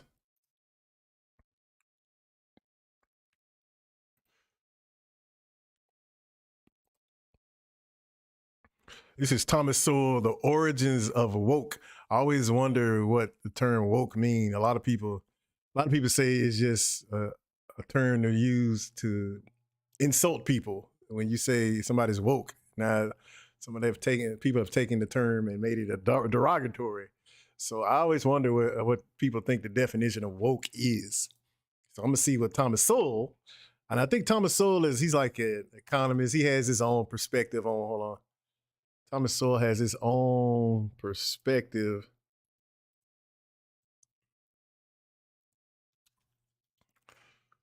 He's an author, American author. Yeah. So a lot of he is political commentator.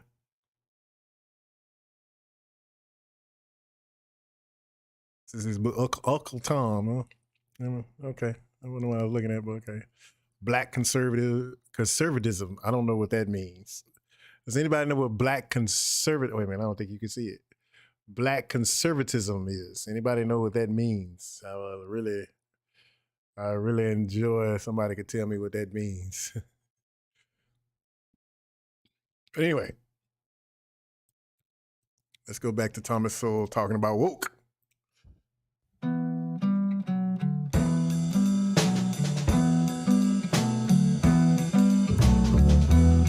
The origins of it.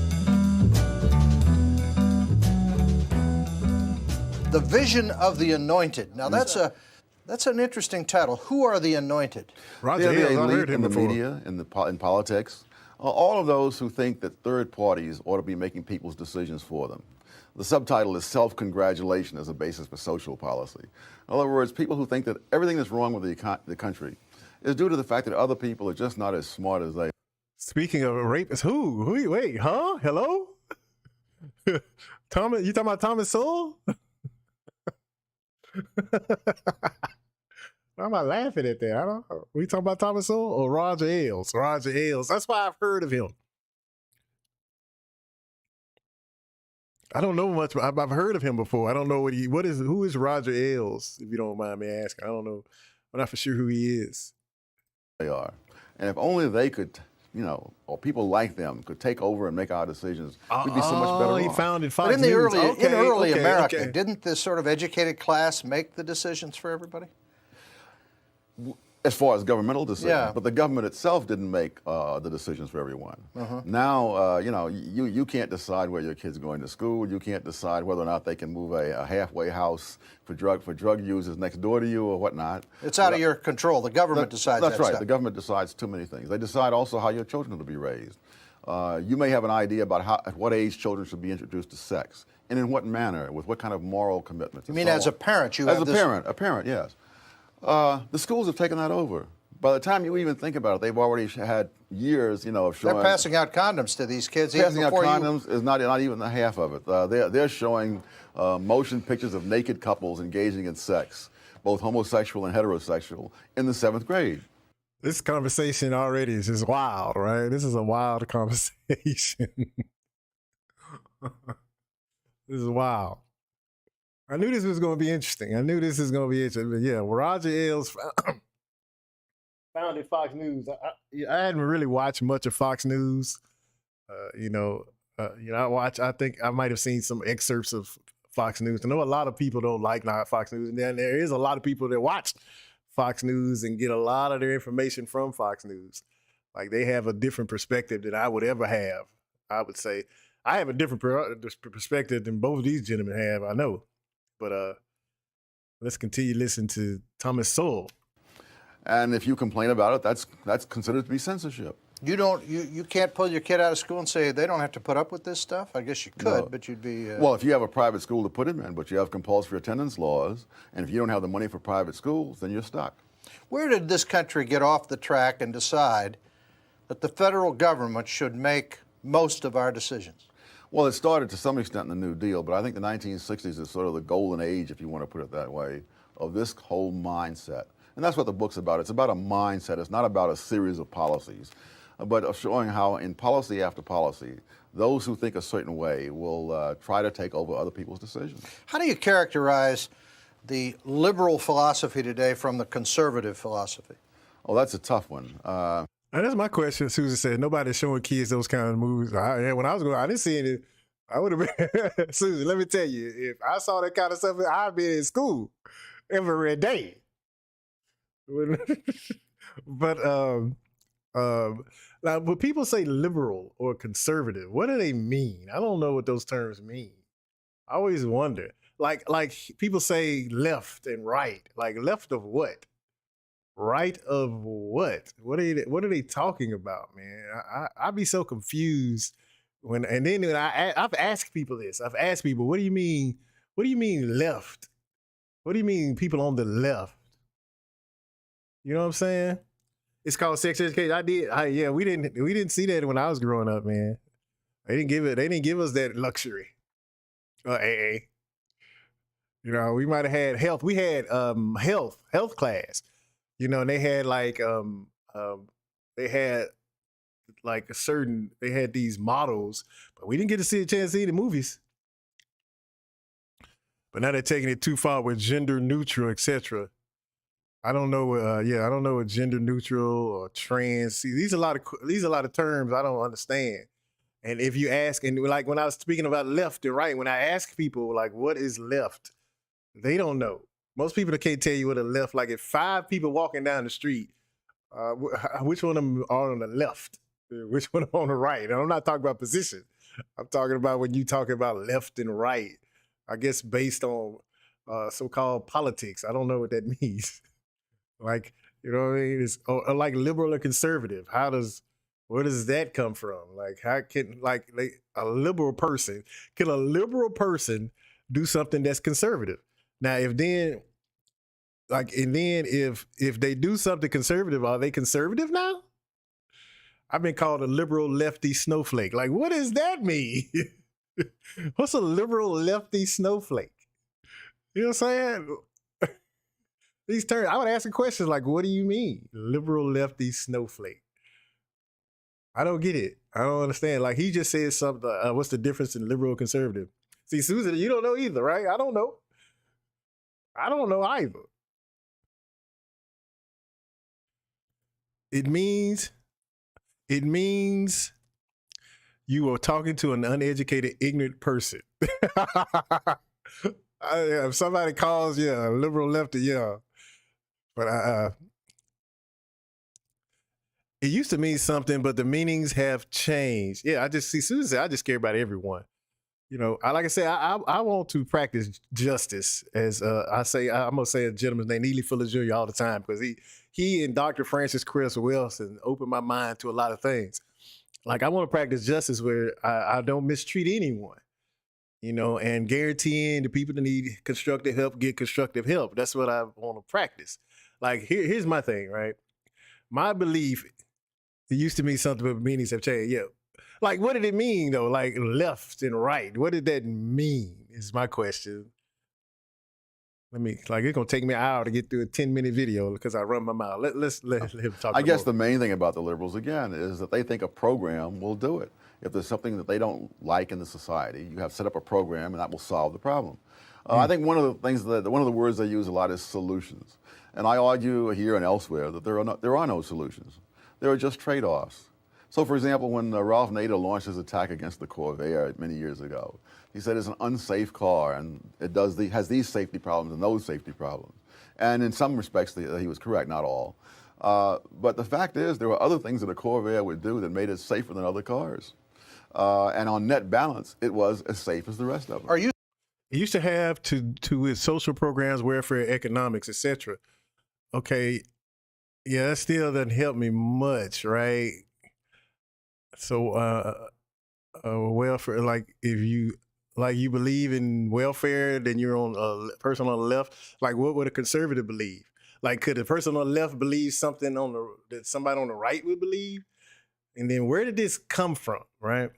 But it's different based on country and politics. See, here we go again, right? Like, here's my thing. I think politics is, everybody's political, right? Politics is just interacting with people. That's what I think. If you interact with people, like I'm interacting, this is politics. Me talking with y'all, interacting with you guys, I'm being political right now. Anytime you talk to another person, it's political. And you know what I'm saying, based on country. And yeah, I'm trying, you know, I kind of get what you guys are saying, but why do we even use the terms? I think we use these terms to confuse each other even more. Like, we all confused, right? We just listened to a dude in the previous video talking about it was okay to rape people based on the scriptures that he read in a book. And now they're talking about liberal and conservative. Like, how would you know who is a liberal? Like, how would you know? Unless somebody said, hey, I'm liberal. Unless I say I'm a liberal, how would you know who a liberal is? Or who a conservative is? Like, if you're a Democrat or so-called Republican, like, what's the difference in those two? Like, I know in Senate or in the House of Representatives, there's an R or a D beside your name, you know. But what makes your beliefs any different than somebody across the way? Like, if you got an R beside your name, what is it that you believe in that somebody with a D doesn't? And I'm running my mouth. A lot of people are liberal on social issues and conservative on economic issues. But now things are so polarized, it's just name calling, right? It's probably all it is. You're right. It's probably just people name calling. That's all it is.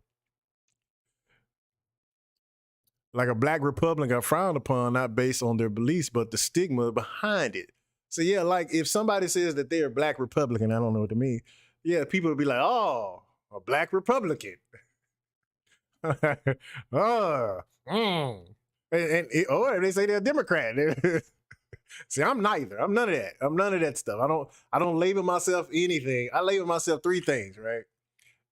Student, a problem solver, and I also believe that I'm a victim of racism and white supremacy. Those are the only three things I label myself.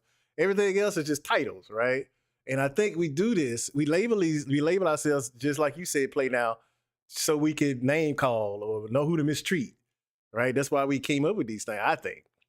But because again, I can't, like, if I label myself a human, right? Homo sapiens sapien. That's what we are, humans. I wish we all would label ourselves that, but we're so tribal, right? We get into these tribes. I'm a Democrat, so I got to be against everything that somebody says that they are Republican. I got to be against that, right? So we do that, and we enjoy it. I realize that we enjoy it.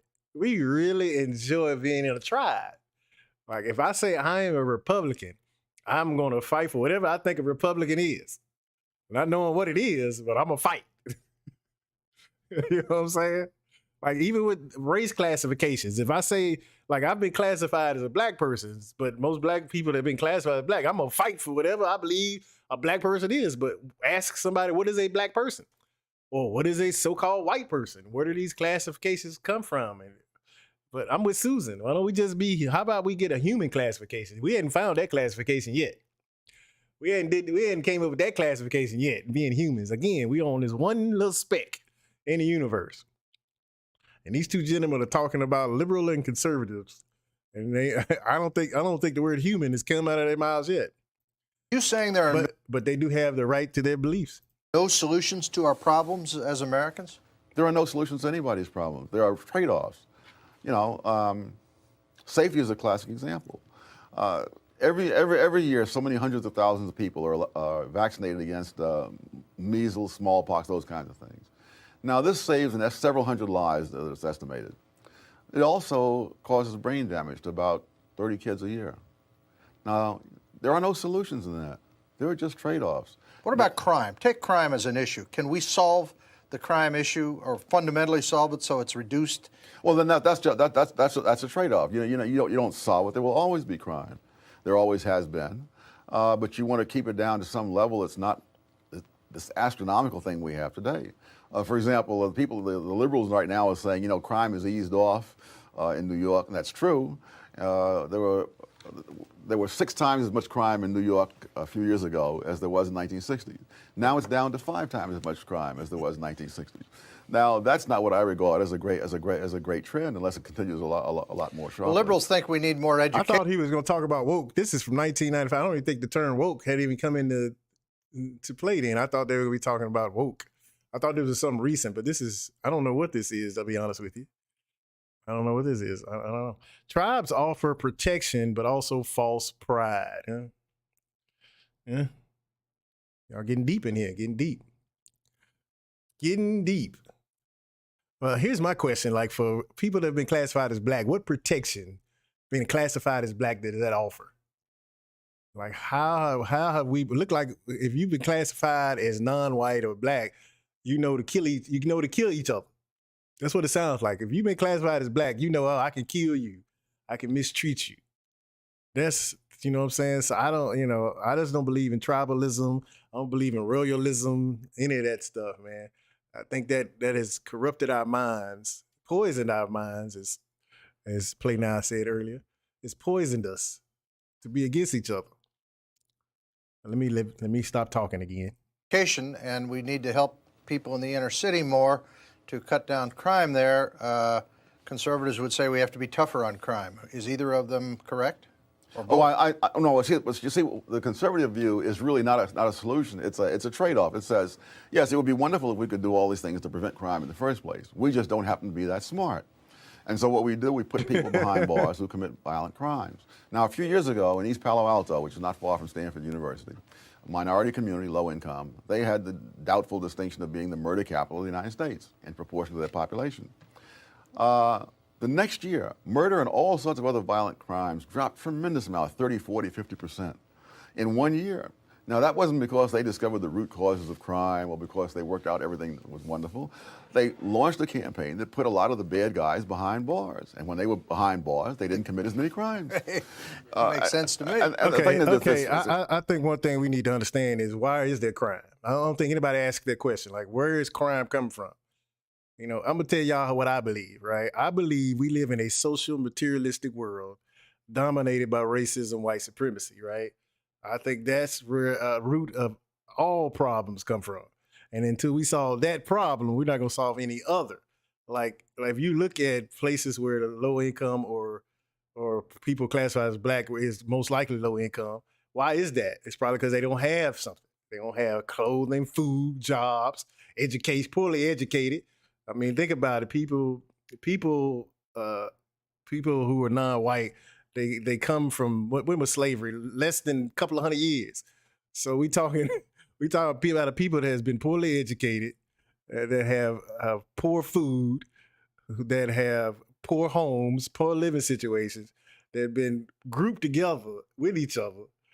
You know what I'm saying? And we are not even trying to give these people need constructive help. That's what I want to say. These people need constructive help. And we see that. If you can look at the average income of most non-white or people classified as blacks homes, you see how poor it is. And then our dollar, as soon as we spend it, it leaves that neighborhood. So we need constructive help. I know people say things like reparations. I think that if you give people reparations, man, you're gonna have a bunch of, what did Chris Rock? You have a bunch of Cadillacs around here.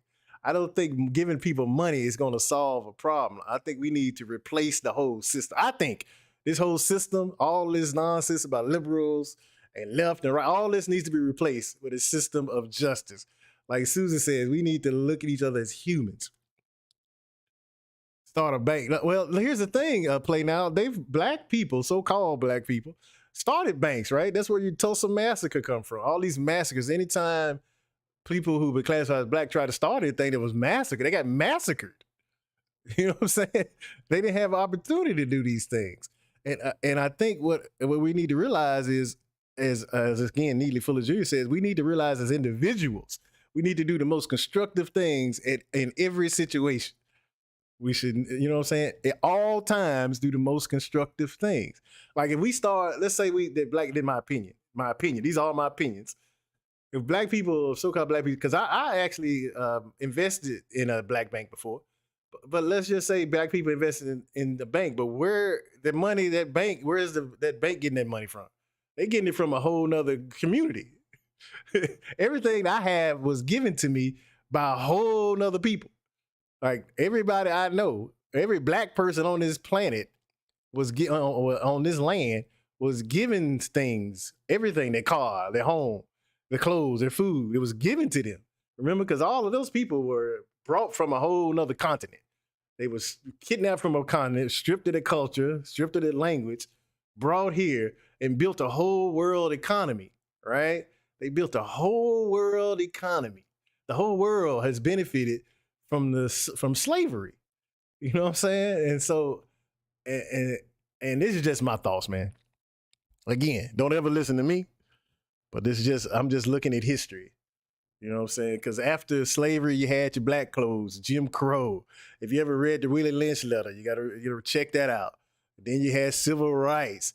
Homestead Acts kept people from buying land. Also, the black codes, if you didn't have a job, you could go to jail. You know, then you get poorly educated. We were poorly educated. It's a whole system, man. Yeah, I'm not black, not a label they gave us. Yeah, right. I don't like the race classification. I always ask people, why are people classified by the color of their skin? Where does this race classification come from? Like I'm reading a book now, Race in North America, the evolution, the origin of a worldview. It just tells you how race came about. Like race is racism. The concept of race is racism. A lot of people argue with me all the time when I say non-white people or black people or people, especially black people, cannot be racist. There's no possible way black people can be racist. And people get on me all day, no, black people can be racist. How about when they do this and that? I'm like, no. Like, see, in a system, I say system of racism, white supremacy, you can't have two supremes, right? You can't have white supremacy and black supremacy. There's no possible way. And plus, we have been classified. We are people classified by another group of people. I know you see some people, black people with money, like this guy Thomas Sowell. He looks like he hadn't ever experienced racism. But him talking to this guy now about crime and everything is based because of racism. You know, even in a high crime area, the great majority of the people are not criminals.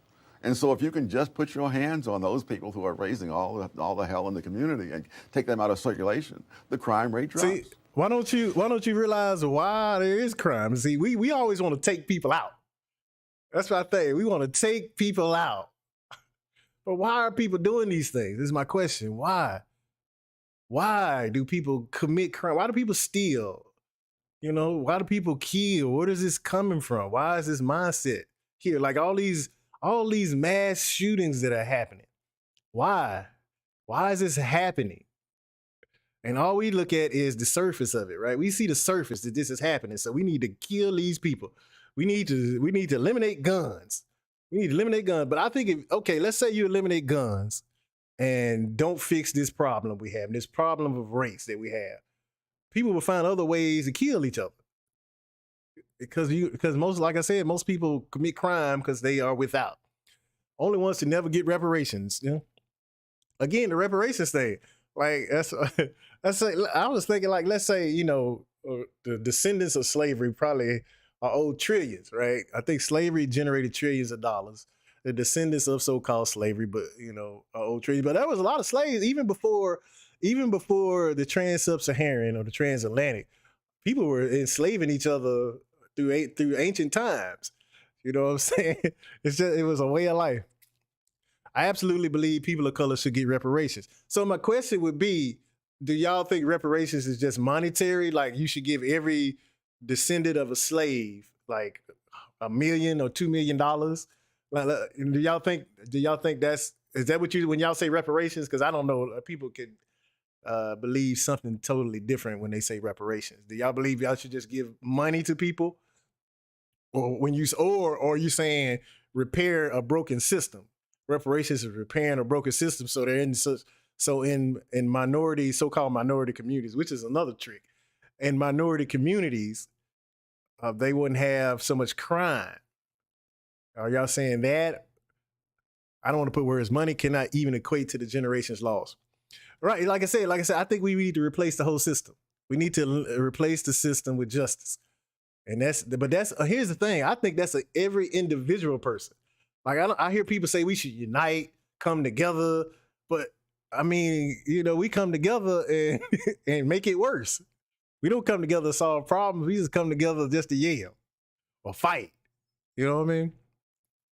Definitely should repair. So yeah, we should repair. I think replace. So I think the system is working by design, right? It's working exactly how it was designed to work. Which, again, I don't know if you guys have ever read the Willie Lynch letter. It's it's very intriguing letter that shows you how to keep people ignorant for generations.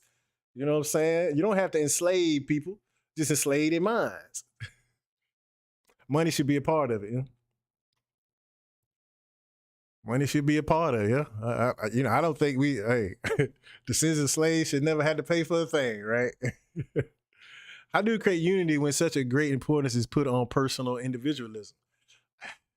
Yeah, that's the thing. I don't think we should do unity. There should be no unity right now. I think we should individually, as an individual, we should try to practice justice, do constructive, like in everything, every decision you make, do the most constructive thing. Don't mistreat people, ever mistreat people, and then give people constructive help and use logic, right? Use logic, but it's tough, right? When you got a book that says it's okay to rape people, it's Exodus 21. It tells you it's okay to enslave. I mean, and I don't want to belittle anybody's belief, but I'm just saying this is just the kind of stuff we believe in. But if you look at during slavery, this was, people couldn't read. They didn't read. They couldn't read back then. They couldn't read English, but this is what they gave slaves. They gave them this to read. And I think I believe that we've always, as a people, always wanted to believe in something higher. Like in ancient Africa, I believe they anthropomorphized the sun and nature and stuff. So they always believed in some kind of religion, I guess, if I want to put it that way. But I just think we've never really believed in logic. Logic has never been one of our strong suits as a people. Yeah, people would buy designers and cars instead of utilizing it for generational wealth. Right. We would just go back to buying cars and clothes. We wouldn't invest in it, you know what I'm saying? Save it, buy land. We wouldn't buy land. Look, I can't really talk, right? Again, I'm the most ignorant person I know. So, exactly, forget unity. We fear each other the most. I can't like when we unite, we fighting. We are fighting when we get together. I never knew about the Tulsa Massacre until 2 years ago. It was never shown in school. Oh, yeah, so there's plenty. Like the Memphis Massacre. You got your St. Louis Massacre. You got all kinds of massacres that happen, man. I've been trying to study a little bit about the history of racism, right? There's a lot of them out there, man. I agree. Hey, Rolanda, how you doing? I agree. My mother's always talking about the rapture. It's ridiculous to me. I don't like having a baby boomer parent. A baby boomer. Hey, Rolanda, what is a baby? Now, that's a particular time in history? Baby boom. Like I guess it was a time when, because I'm not sure. I'm trying to learn, right? I say I'm still learning. I'm trying to educate myself. When people say baby boomers, I think that was like in the 50s or something when babies. I don't know. Somebody had to educate me on baby boomers. I was born in 61 in Alabama. You can imagine what I was taught. See, yeah. 61 in Alabama. I was born in 75 in a small town in Brownsville. I'm trying to remember. What I kind of skated through school, right? School at that time wasn't that difficult. I didn't really I barely took books home. It was always like, I know when I was growing up, it was always looked down. If you were reading or learning, people would talk about you. Call you nerd and stuff like that. And as a child, man, that affects your mentality, right? You don't want to be outcast. You know what I'm saying? But we've been raised that way to tell you. You hear it all the time. If you want to hide something from a black person, put it in a book. Like I didn't read it all. I didn't read much at all when I was growing up. I guess my parents born between 50s and 60s. I think when people, when people, my grandparents' age were having a lot of kids. Okay, yeah. That's what I kind of thought. What it was. Like I have to ask people a lot of time because again, I don't understand a lot of terminology that people use. Like we were talking about left and right earlier. I don't like they're talking about liberal and conservatives here. Like I don't know what a liberal or conservative is, and how do you pinpoint one? Like I don't think there's a such thing as in America, right? United States. I don't think there's a such. That's just an idea, right? There's no such thing as in America to me. Like how can we treat each other the way we treat each other and call ourselves a nation? It's impossible. There's no way. We're just some people who treat each other like garbage. But we act like we're a nation. We try to act like when we talking, oh, I'm American. No, there's no such thing as an American or Asian, African. To me, I don't believe in any of it. Reading was my safe place. See, Susan, you need to teach me. I've been reading a lot. Like the last couple of years, I've read a lot in the last couple of years. Because again, I changed my mentality about life, and so I've been reading everything I can find. Not in the last couple of weeks. I've been kind of slacking off reading. I need to get back. But like I said, the last 2 years, I probably read 40, 50 books. Because I wanted to understand life better. Once I realized the biggest problem on the planet. Like United Kingdom, right? I don't believe this. No, you can't. United Kingdom, right? None of this. There's no such thing as these things. If we don't practice justice, we're not anything but unjust people. Not really united, right there. Yeah, not united at all, right? I'm with you, AA. Yeah, we call each other fellow U.S. here in Northern California, Bay Area. People either fake or don't like you, but yeah, expect the alphabet group. I enjoy this. Y'all are great. But yet I was bullied horrifically, so in a book I could hide. I'm sorry. Hey, I'm sorry to hear that, Susan. But I get it. I get it how we just mistreat each other. Like we that's what we do, right? We can't, like black males. I talk about black males because I am a black male. I can't talk about any other way. I've been classified as a black male. So I talk about us a lot. Like we always, we try to find weaker people to mistreat, right? We don't ever, as black males, we don't ever go out to these other communities, these white communities, or go and talk to the police the way we talk to each other. It's amazing when I hear black males talk to each other. Like we always seem to want to argue with each other for some reason. And I feel like that's just a waste of time and energy. Like anytime you see two black males that want to have a discussion, especially a discussion about anything that's serious, we're going to argue. We're going to fight or try to kill each other. And you know what I'm saying? But when the police are coming around, or when like somebody who claims to be a CEO of a company come around, we change how our demeanor, our vernacular changes. So, it's amazing. Yeah, I was poor and had red hair. Oh, you're gorgeous then. You saying you were gorgeous. Because I'm poor now and I don't have any hair.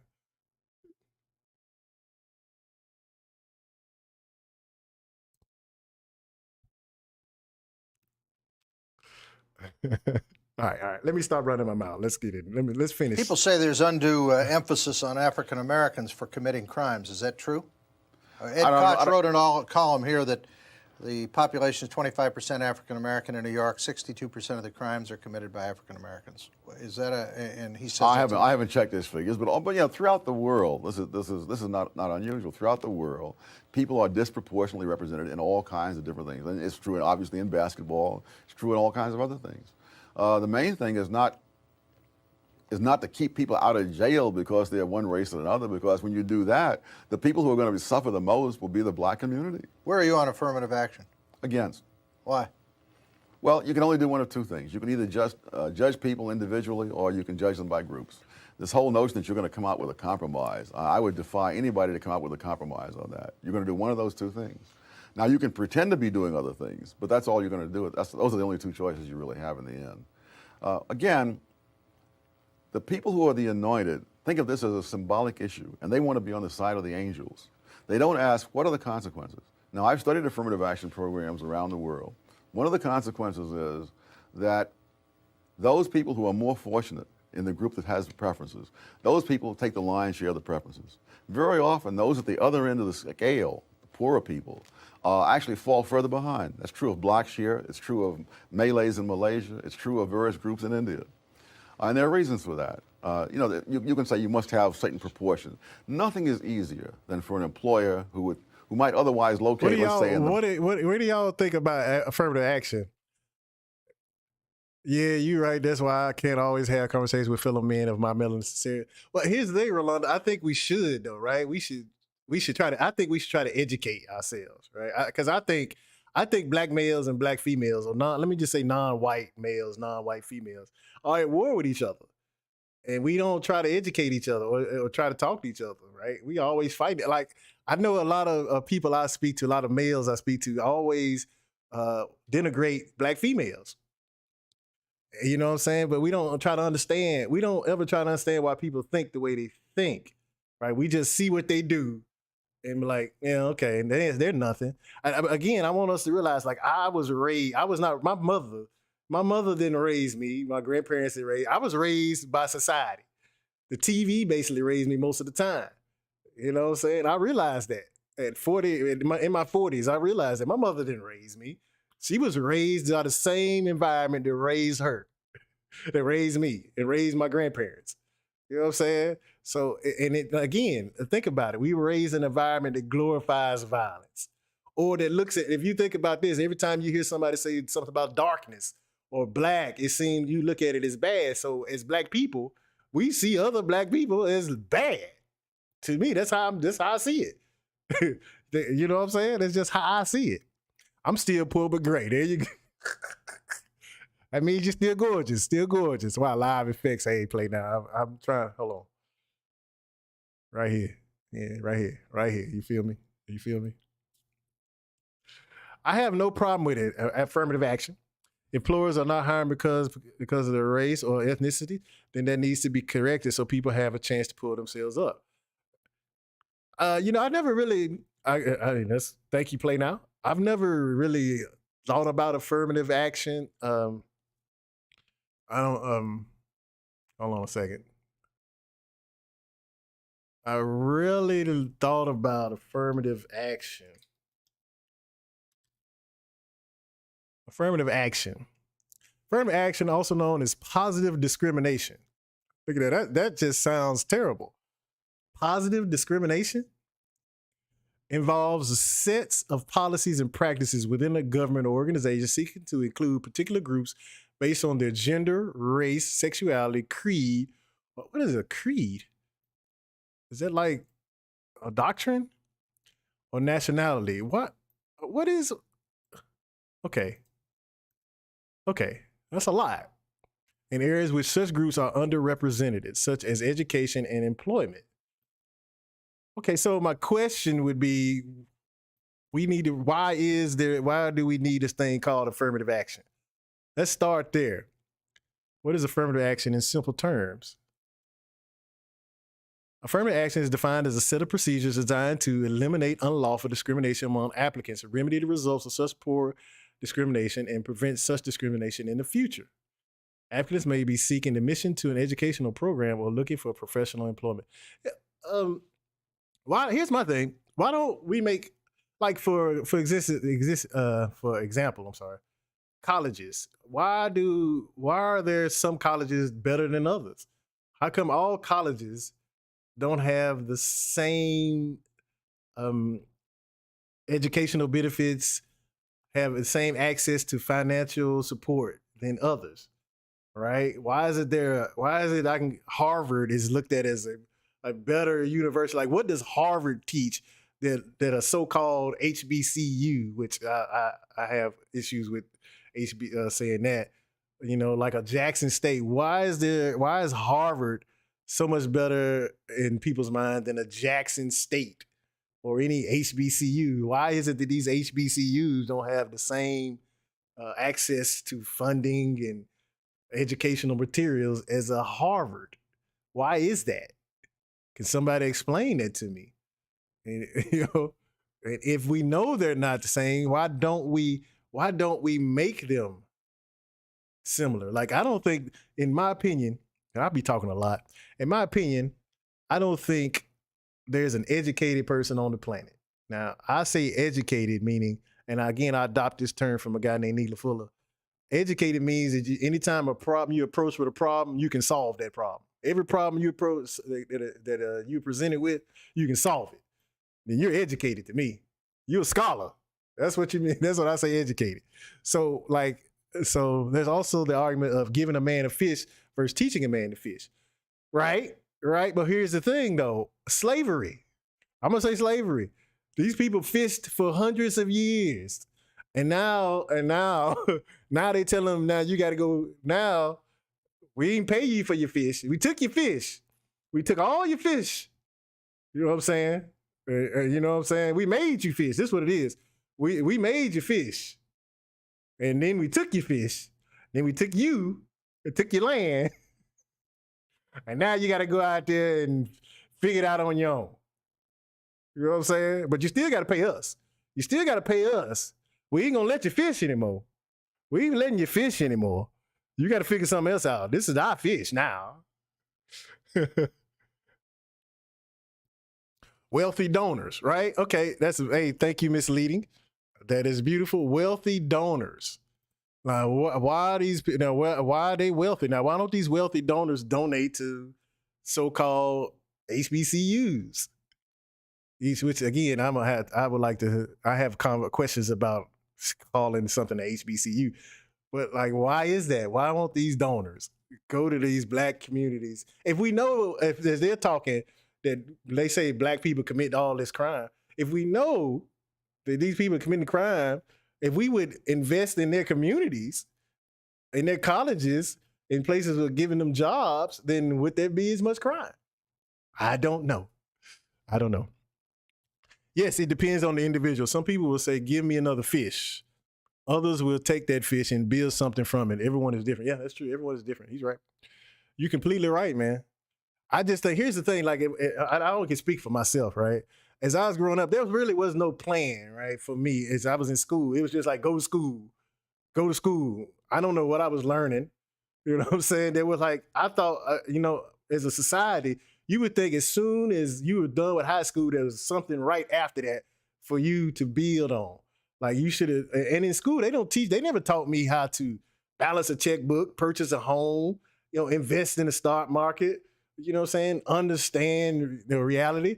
They never taught me about that. I was learning about Thomas Jefferson and George Washington. I'm like, how is that going to help me?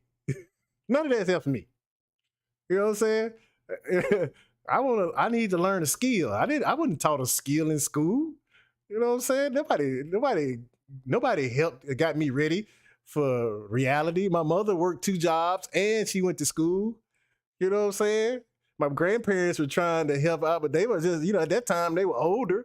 And so, like I said, I was raised by society. Those same way donors feel like their taxes are good enough as a donation. Right. Like, again, with taxes is actually a new thing, right? When did the taxes come around? The 60s or something? It came, this is wild. Yeah, right. I never learned about living. No, nobody around my age or older never learned about this. And most of the time, our parents had to work all the time. And then my mother had to work, and then she get home and she's tired. You know what I'm saying? She's tired. She don't have time to sit and educate me about the system that we live in. She wore out. She's trying to put food on the table. Food costs an arm and a leg. You know what I'm saying? And this is what I'm talking about. They still don't teach that stuff, right? Right. I mean, here's the thing. I know children these days, technology is growing. They can they can tell you anything about a cell phone or a tablet. I know they can tell you gaming, which I know a lot of people use gaming and turn it into a lucrative It make it lucrative, you know. But like Play Now says, everybody's different. So some people had that mentality. I learned the skill only because I was a bad kid and got sent to vocational school. Yeah, which I wish I would have got sent to vocational school. I would rather have learned the skill than some of the stuff I learned in school. It's just me. That's just me. I'd rather have learned the skill. All right, let's continue with this Thomas Sowell. Bronx, to locate out in Provo, Utah, where he will be not near any black people, and therefore he will never have lawsuits, and the jobs will be in Provo, and people will wonder, why don't people, here have more jobs? It never seems to occur to liberals that other people are not blocks of wood, that when you set up certain incentives, they will react to them in certain ways. And when they do that, the result may be the opposite of what you set out to do. How do the anointed refer to people they don't agree with? All sorts of ways, but I think the main thing is they believe that you're not merely in error, but in sin. In other words, they can't believe that you're just mistaken. You must have sold out. You must be something warped about you. You guys are for the rich. You guys only care about the rich guys. Answer that. How do you respond? Liberal says conservatives only care about rich people. Well, one of the things I go into in the book is that the whole notion of rich is ridiculous. That most Americans don't stay in the same income bracket, even for 1 decade. So the same guy who is, quote, rich now was 20 years ago probably in the bottom 20%. I mean, I was on a cruise recently, a luxury cruise, and the guy said, if someone had told me when I was growing up that I would end up on a cruise like this, I would have said, get real, man. That very few people are in that same income bracket the whole time. Right. The genuinely rich and the genuinely poor, I would estimate to be no more than 3% of the American people. Really? Put together. Really? Yes. Genuinely poor. Now, I'm seeing numbers like when they were talking about health care, they said, 30 million people couldn't afford. Hold on, guys. I'll be right back.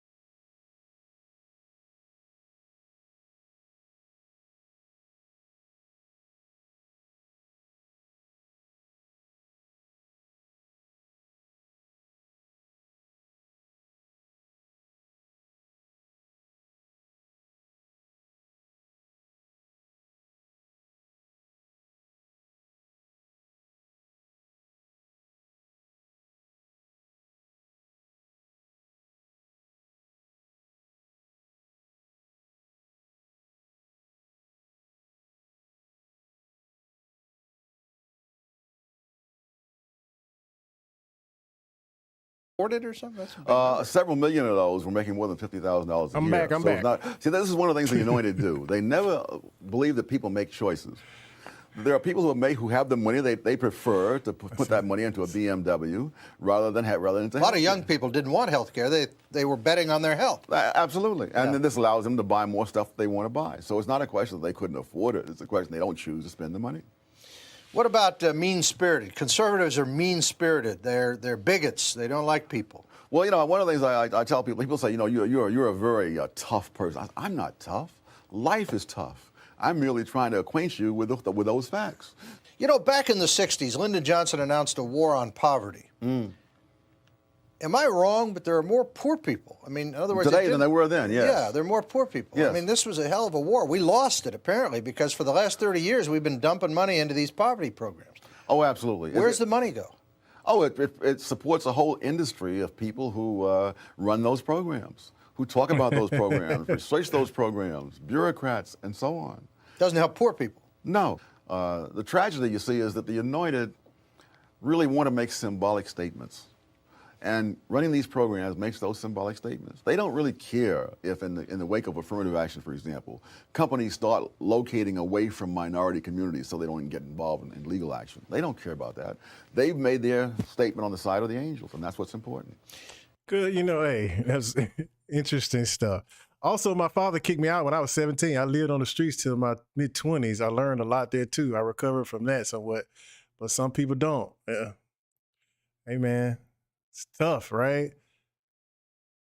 I don't know. I think back, like, sometimes I wish things were harsher for me so I could, earlier, so I could have made some different decisions, but the anointed, yeah, the anointed. Again, like they're talking about conservatives or this and liberals or that. I still have a question, like, how do you know what a conservative is and what a conservative isn't? All right, let's move on to another video. That one still has about 4 minutes left, but I'm gonna end it there. I think I've heard enough of their conversation. Hold on a second here. I wanted to, there's a lot of, do y'all ever watch Jubilee? I always watch Jubilee would have these different, hold on. Let me stop this. Jubilee have these different perspectives of people. Let's see here. I'll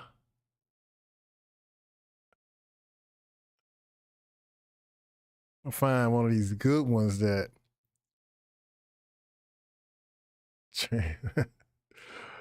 I don't know. I don't understand these. You know what? Something I've been really have questions about the pronoun thing. The pronoun thing is something I'm trying to understand, but I'm gonna move on from that. That's not what I wanted to talk about. I wanted to find those are teens, not who I'm looking for.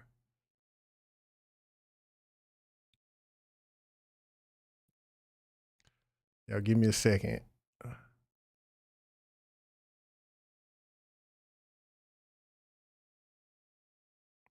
want to find something a little more, a little more interesting or controversial.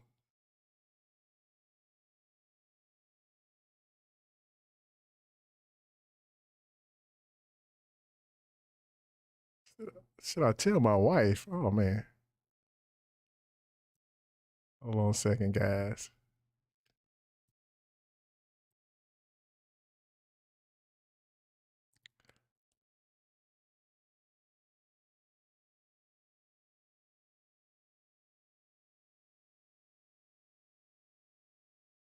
Wow. Okay, I don't want to do that.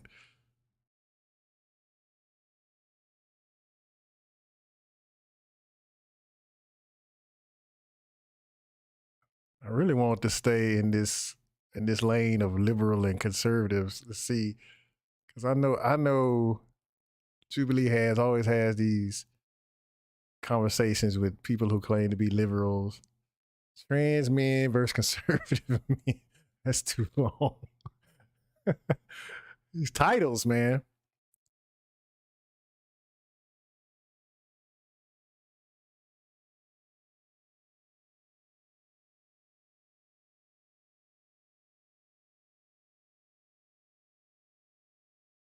These titles are something else. Can Hindus and Muslims see eye to eye? No, hey, they got a lot.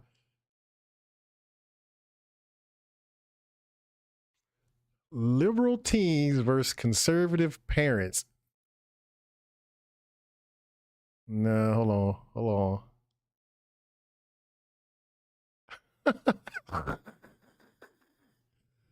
Oh, here's a good one. I want to see this. We're gonna watch. Hold on, we're gonna watch this one. This is. We're gonna watch this, man. Don't talk about me when I pull it up. Have you ever debated? Yeah. Jesse Jackson? No, I haven't. Is that because? Would you like to, or would he not want to do that? I have no idea. I have no idea. Okay, no, we're going to watch this. We're going to watch this. Oh, no, not that one. Hold on. Go back. Hold on. Like, I remember when I had my very first. We're going here. We're going here, people. We're going here. Like, I remember when I had my very first escort. This is. Hey, what's up, man? We moving on. I'm still trying to find God. I gotta know. We were talking about you. Yeah, Ace. I don't know if I mentioned your name or not, but I think you would have to define God first for me. Okay, this one is, can sex workers and virgins see eye to eye? Yeah. The difference between the two is liberals make the laws and conservatives make taxes to pay for the laws. They're the same tree. Yeah, but like, okay, hey, misleading. So how would you determine, hold on.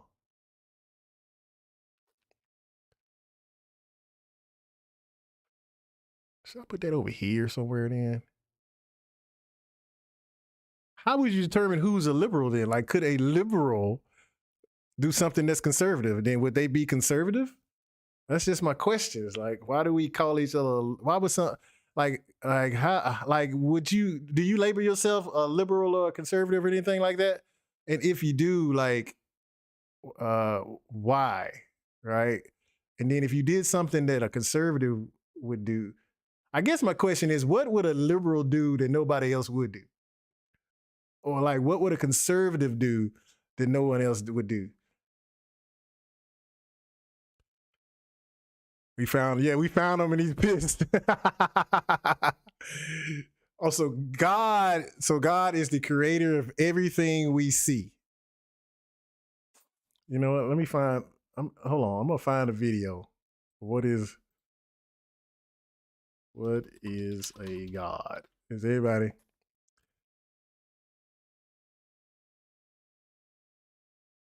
He's a creator. Okay, so you say God is the creator of everything. My other question would be, how do you know that?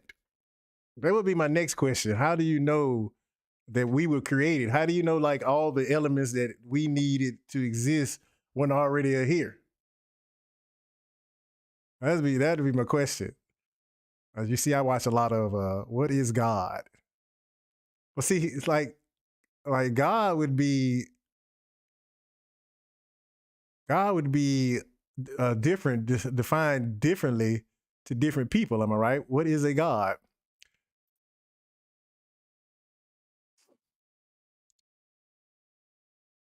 Liberal people are not conservative, but yeah, like how do we know though?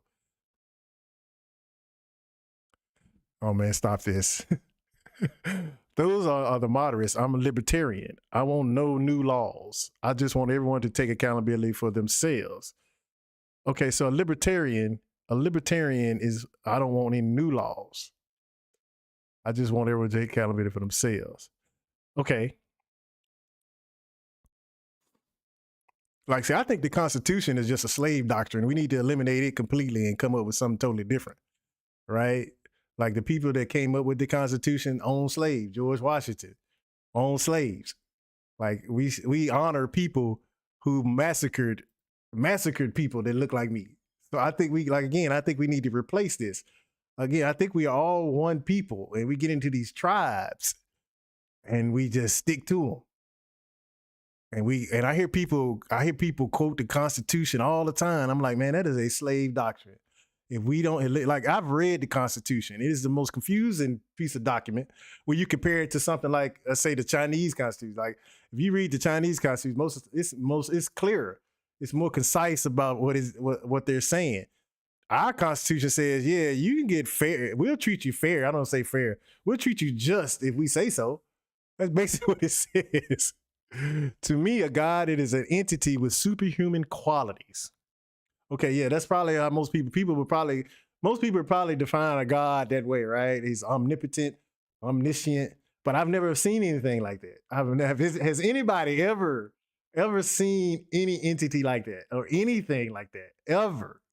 And if so, please show me. would you ask a liberal woman to conserve her loving, her sex? I don't like, again, I don't know what a liberal woman is. Would I conserve? Depends on what you mean by conserve. What you mean by conserve? I don't know. I would just be honest with her. If I wanted sex, I would say, hey, I want to have sex. I would be straight honest. I don't need to hide or lie or anything. Or vice versa for a liberal man. Yeah, again, I would just ask that female, I would ask for sex. I mean, if we had that kind of relationship, right? You know, if we had a sexual relationship. We all hold these rights sacred. All men that create equal. Go get me a sandwich. They say, yeah. Go get me a sandwich, darky. This is what I'm saying. What is that? Your God is Superman. Are you talking about Play Now's definition of God? Like what so you say God is the creator of everything, right? So, but how do we know? How do you know that there's such an entity? And then where did that entity come from? Like, who created God? Was God always here?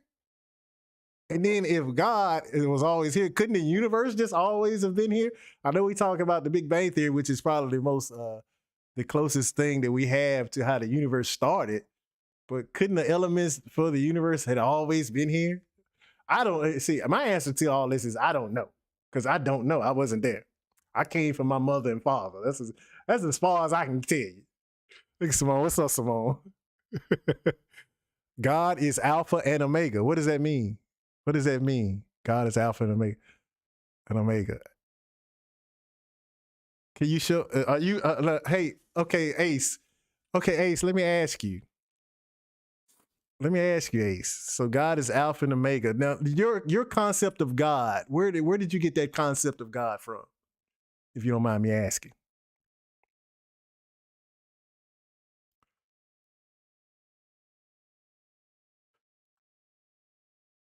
I want to find. So I'll be watching a lot of religious. God's glory is manifested through. What is God?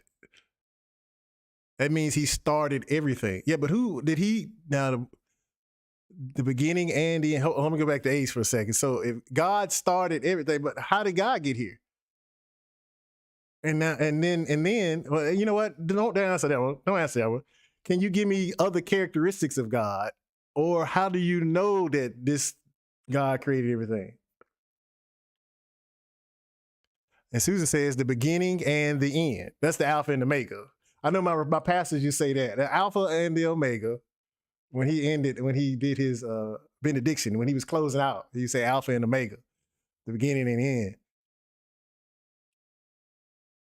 Okay, God is within me. That's where I got him from. He's within you? What do you mean he's within you? That's where I got him from. So you never heard of, okay, so let me ask you, so your parents or nobody around you told you of a God, you just knew to call him God? Is that what you're saying? I'm trying to understand, because I don't know.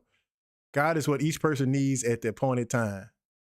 See, now that's a different definition. God is what each person needs at the appointed time. God is what each person needs at the appointed time. I don't know about that. I'm lost on. Can you expound a little more on that? Misleading. I don't know about what you're trying to say there. God is what each person needs at the appointed time. Yeah. Like, so let me ask you this, misleading. Like those people that were enslaved for hundreds of years, where was God then? I mean, I know they needed him, or whatever the entity was. Where was he? Yep. Okay. God is the illusion which we worship. I get it. And the non-believer creates the illusion of another God which he worships, the state or some utopia or some book which he thinks contains all truth. JK. Let me read that. God is the illusion which we worship. See, I think my friend told me he's like a God. I believe in a God because it makes me feel better. And there's nothing wrong with that. I understand. People believe. I know a lot of people don't want to believe when you die, that's it. Right? They want to believe that there's a better place after this, which is another thing. Based on, I guess, let's just say you believe in the Christian Bible. Let's say somebody, I was watching one of these atheist experience videos here, and they were asking about Jeffrey Dahmer.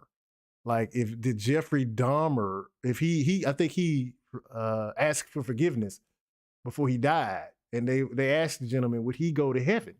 Would Jeffrey Dahmer go to heaven? And if and would I, as an he was an atheist, the guy was speaking, he said, if I'm an atheist, would I then go to hell? And the guy eventually was like, yeah, Jeffrey Dahmer, since he asked for forgiveness, would be in heaven. And you, since you're not a believer, would go to hell. And I was like, wow, that's deep. Jeffrey Dahmer, a person that ate people, you know what I'm saying? Mistreated people horrifically. And he asked for forgiveness, and he could go to something called a heaven. And the person, the atheist, the so-called atheist, would go to a place called hell, which is interesting. It's really interesting.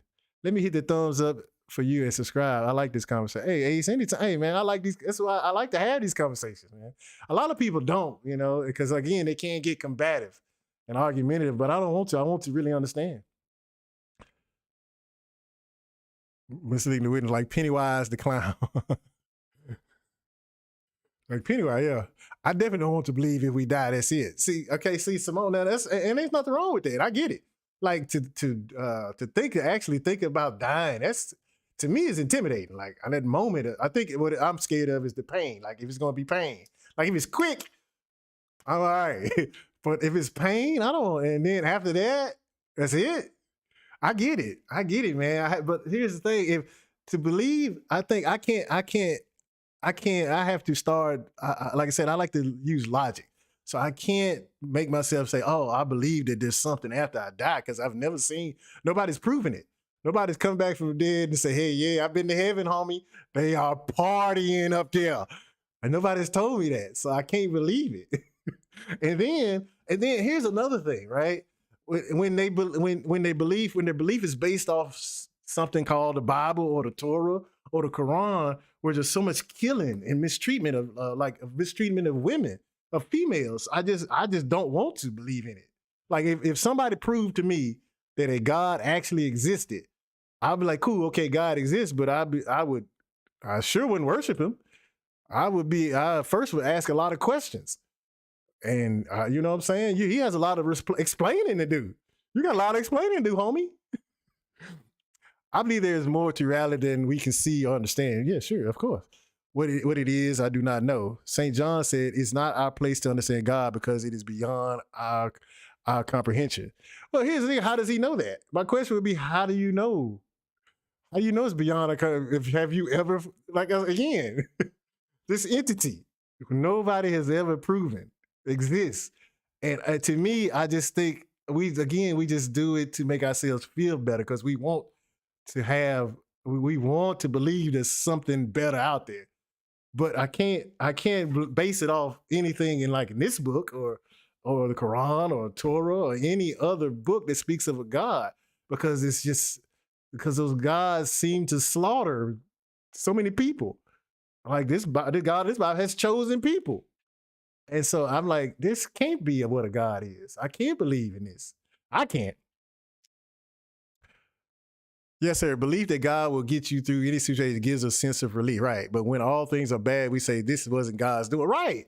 That's another question, misleading. Why is it that all the bad things, and not all people do this, I'm just sometimes the things I see, people will give God credit for all the good stuff. Thank God for this. It was the power of God. But when the bad stuff happened, they don't say, that was God's doing. God did that to you. He did that to you. Or what they'll do is like they got cursed in the Bible, right? Just because and then we'll blame ourselves. We'll be like, yeah, we misbehaved. We sinned or whatever. That wasn't God. God didn't do that to. We did it to ourselves. I'm like, wait a minute now. Now, God, it says in the Bible, God created all things, good and evil. So God created rape. He created slavery. He created all this stuff, but we don't give him the blame for it, which is still, to me, is a little illogical.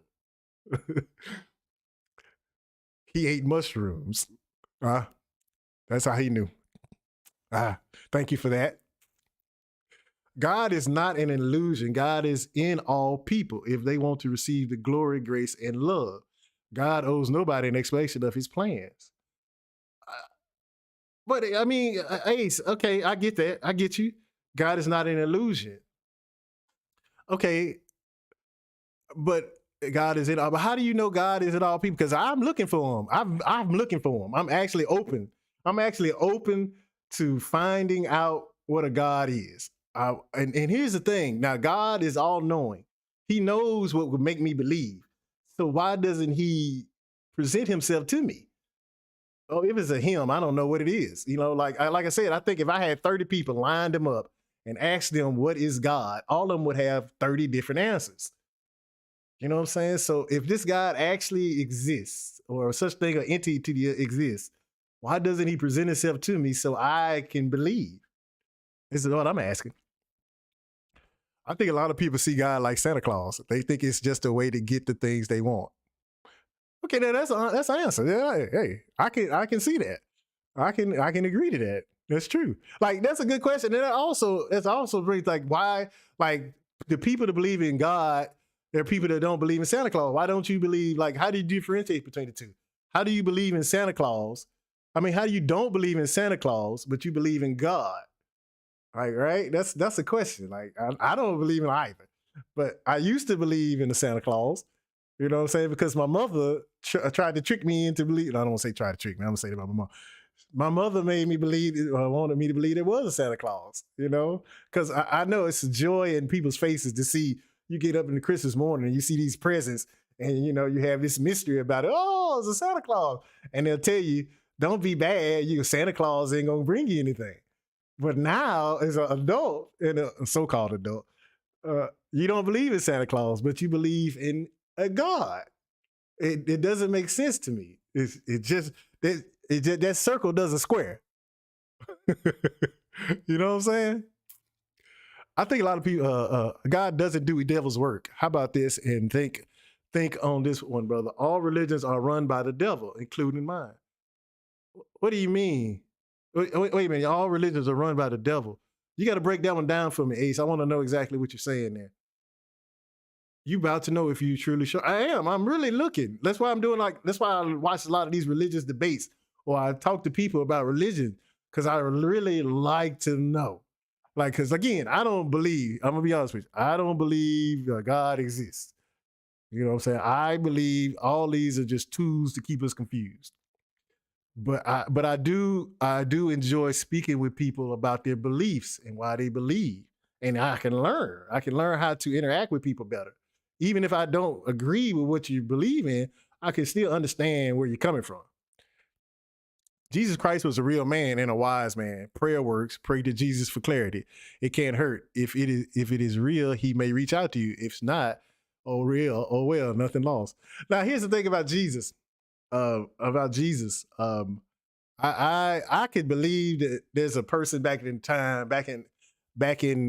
70 AD, or when he was born, 33 AD, or BC, not BC, AD, or whatever it is, a BCE. That's what I'm trying to say. No, actually, I'm sorry, BC. I can believe there was a person named Jesus back then that people looked up to or something. I believe that this Jesus was, maybe he was a doctor, or there was multiple people named Jesus that did some things like, you know, work with medicine. Like, I don't believe there's a person. Let me make sure you understand. I don't believe there was a person that performed miracles, that walked on water or anything like that, and made the blind see. I don't believe in any of that, or resurrected. I don't believe any of that. You know what I'm saying? I believe that might have been this person named Jesus that was crucified. But, you know, I don't, you know, so that's about it. Like, I don't believe a lot of characters in the Bible ever existed. You know, Abraham, Moses, like they say Noah was like 900 years old. I've never seen a person live to 900 years old. You take one step to him, he will approach you with 2 steps. Keep searching, bro, because only God will save us. But I mean, hold on. Okay, Ace. I've been trying to find why is it? Well, why doesn't he show himself now, Ace? Why is it I got to keep searching?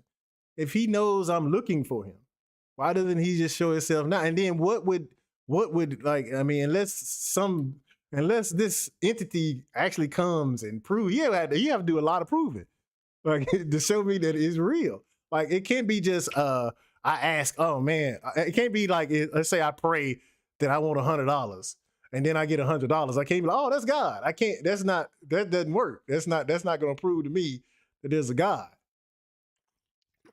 For example, let's say this. Let's say that this laser, let's say a laser from the sky came down and wrote in the middle of the major highway out here, I am God, believe in me. Now, it might be evidence for a God, but that still doesn't prove that there's a God. You know what I'm saying? I think I know you guys might have heard God of the gaps. It's like we place God in places where, because we don't know, it's unknown. So we say, I don't know, therefore God. That's what I believe, right? Like, I wouldn't even know what a God is. Even if a God approached me, I wouldn't know it was a God. Like, how would I know? Is the question. If we were to take the Bible or other doctrines literally, then Jesus would have answered directly instead of parables, and other faiths would have never waged wars. So we don't take the people. Don't people take the Bible literally? I know people. I know a lot of people believe there was a worldwide flood. There was talking donkeys. God separated light from dark, and then later He created the sun. A lot of people believe this. A lot of people believe it directly, literally. Yeah, and then wars. But there's a lot of wars. Like, God wages all kinds of wars in the Bible. Like, He destroys. He's jealous. It sounds like the God of the Bible is just a man, right? He's jealous. He killed all the Egyptian firstborns. You know what I'm saying? He killed Lot's wife. He killed one guy because he wasn't like David. He was like, you ain't as good as my servant David, so I'm gonna kill you. It's wow. But black churches are about money and politics. I could go on and on, but dig this. If religions are about God, why do they conflict with each other? I mean, if religions are about God, why do they? Yeah, because God is not the author. Like, what is it? Hold on. What is that? What is that? Hold on. Because God, I can't even spell. Hold on, guys. God is not the author of confusion, but of peace. Like, right? So why, if God is not the author of confusion, why are there so many wars? Why is He killing so many people? And why is it so confusing? Why is the Bible so confusing? You know what I'm saying? Why is that?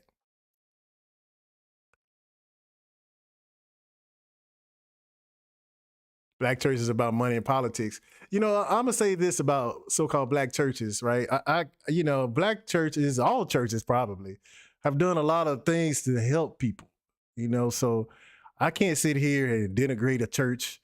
I know there's one on every corner, but I just, like, I used to go to church too all the time. I feel, for some reason, when I went to church, I can feel good telling somebody, hey, I went to church.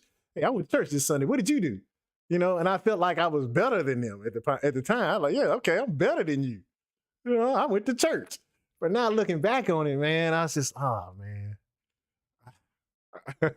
I didn't do anything else in my life like that. So I stopped doing all that. And again, I follow logic now. I follow logic I try to. Let me say I try to. You talk about Jesus, Yahshua, like, so no, I don't. I'll be honest with you, I don't know. This is just what I've kind of read, right? I'm thinking that this Jesus, there probably was some person or people named Jesus back then. Now, the weird thing about it, nobody really wrote about Jesus until like 30 years after his death or something, or 40 years after his death, which is weird because during the time of he was living, I don't think there's anybody that wrote about Jesus or Yahshua or Yahweh. I don't know exactly how you, what you call them. So that's kind of weird, right? You would think a person with that power that performed miracles, that came back 3 days later, they would be writing about him all the time during that time. But I get it. It was a long time ago. Maybe the people in the area he was in didn't want to write. They just wanted to believe. I don't know. Abandon all you have. You play now. Stop it.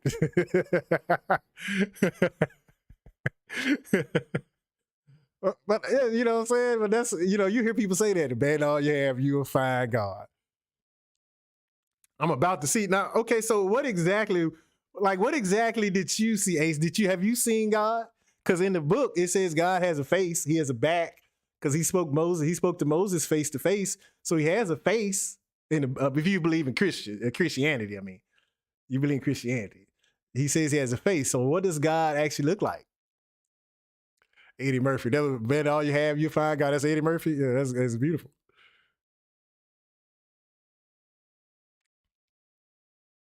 Ace, that was my point. You just said it better. Yeah, but how will I know? Like, maybe I saw God and just didn't believe it was. No, I haven't. I haven't seen anything called a God. And then here's my thing, right? Oh, you will know. Also, God did shoot lightning from the sky and said, "This is me, and my laws remember the 10 Commandments." Okay, I don't believe in. I'm sorry, I don't believe in that.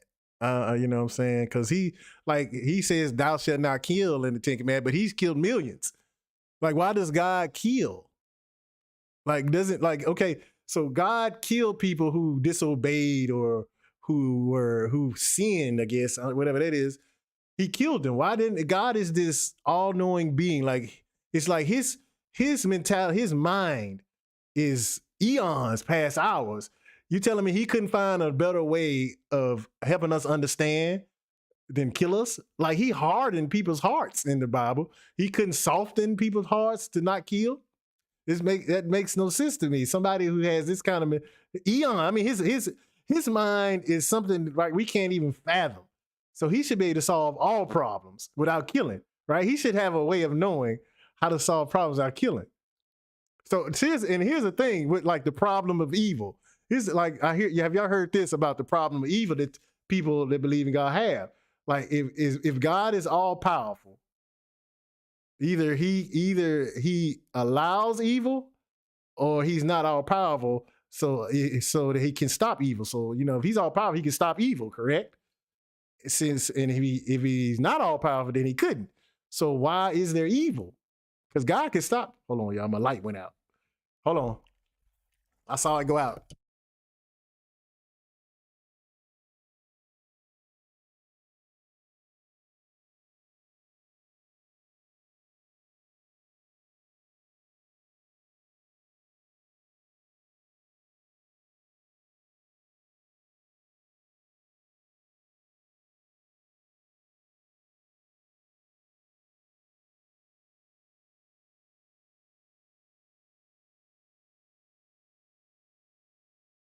A lot of people claim to know God, but they don't. Well, how do you know? Okay, so how do you know who knows God and who doesn't?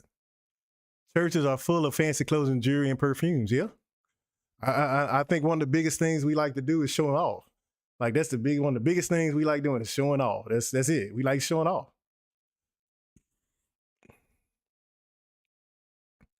Yes, they have helped people under the disguise of helping themselves. I could go on. Are you talking about churches? Yeah, there are a lot of mega churches, man. There are a lot of mega churches. But again, there are people, there probably are some churches out there that they want to help. I just don't get into talking about churches. Like again, I went to my mother, I used to have to go to church every Sunday. We had to go Wednesdays. And we would be in church she was a Sunday school teacher, so we got there at 7 and we didn't get out till late. Yeah. Either way. But here's one thing about churches. There's a lot of, there's a lot of community in there. You get to talk to different people. You get to socialize with different people, even though I don't, again, I don't believe in what they're talking about. Like if we would take churches and turn them into places where we could go and solve problems. Like when you come in there, when you come to church, we solving problems in the so everybody's community, in non-white communities, in black communities, in Asian communities, in all these communities. We coming in, we're talking about solving problems.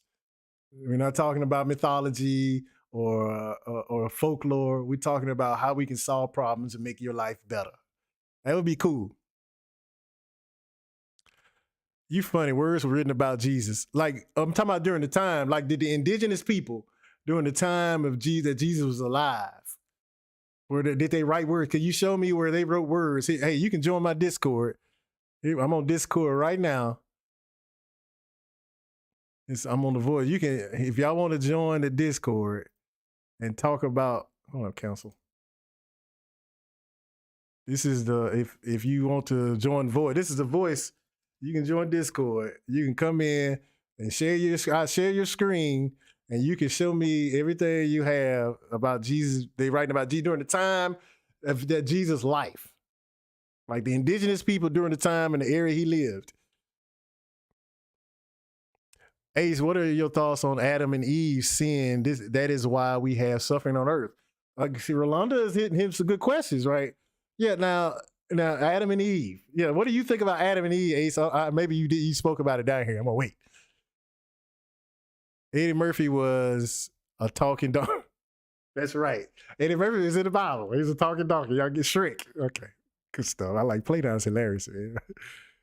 You see God every day? Okay, what does God look like? I still like to know that question, right? Because hold on. God face scripture. Moses saw God face to face. Y'all see that? God, he saw God face to face. So he has a face. So what does his face look like? Right? Just because people say things about what God is doesn't make it so. If you won't answer, ask God, not people. I don't know how to ask God. You know what I'm saying? I really know how to do that. Good stuff though, man. I appreciate y'all, man. Y'all are good. I enjoy this. I used to think that God was a child and we were his toys. I remember how I played with my G.I. Joes. Hey. Remember G.I. Joes? I used to have the He-Man. I used to have He-Man. I had Skeletor. I had, what was the guy? But anyway, at the end of each game, they all died, you know? How about that? Non-denominational. I don't even know. I hear that too. Out of denominational. Yeah, what is non-denominational? Non-denominational, open or acceptable to people of any Christian denomination. Oh, you have to be Christian. Now, here's a question I have for Christians or Muslims or Jewish or Hindu. Like, what if you get to the end and let's say you're a Christian and it's Allah. Allah is there like, hey, man, bro, you've been worshiping the wrong thing this whole time. Or it's Osiris from African spirituality. Osiris is there like, man, all those religions is wrong. You've been worshiping the wrong God. How do you know, like, how do I tell who's right and who's wrong? How do I know? Like if I'm a Muslim, a so-called Muslim, and I get to the end and I die and I go to heaven and I guess what Muslims do believe in Jesus, Yahweh, but they don't believe in a Christian God. So why, like I get there and you know, God's like, hey, this Christianity thing was what you're supposed to be studying. You believing in Muslim. No, sir. I was at church 3 to 4 days a week, Pentecostal church, never stopped. Pentecostal, like, no, what is Pentecostal? I hear all these things. I don't really ever. I spell that right? Costal. I like to know. I like to know these things. Did I hear that right? I didn't spell it right. Pentecostal, relating to Pentecost, relating to or denoting any of a number of Christian movements and individuals emphasize the baptism in the Holy Spirit, evidenced by speaking in tongues, prophecy, healing. Yeah, like in our church, our pastor spoke in tongues. They would say we were Baptists, like sanctified Baptists, I guess that they called it. And he used to speak in tongues, man. You know, he used to, roll his head back. Like he used to be my pastor, and back in the church I was going to, he used to line people up and lay hands on them and knock people out. Like he'll lay hands on them and push them and knock them out. They'll fall out. He tried that. And my mother did that one time, but she didn't fall out. She just went down and she didn't fall though. But everybody else would just fall out. I was like, whoa. Thou shalt not kill his words of changes of his words. It is in Hebrew. Oh, somebody's in. Somebody's here. Hold on. Venta, can you hear me, Venta? Somebody join the Discord.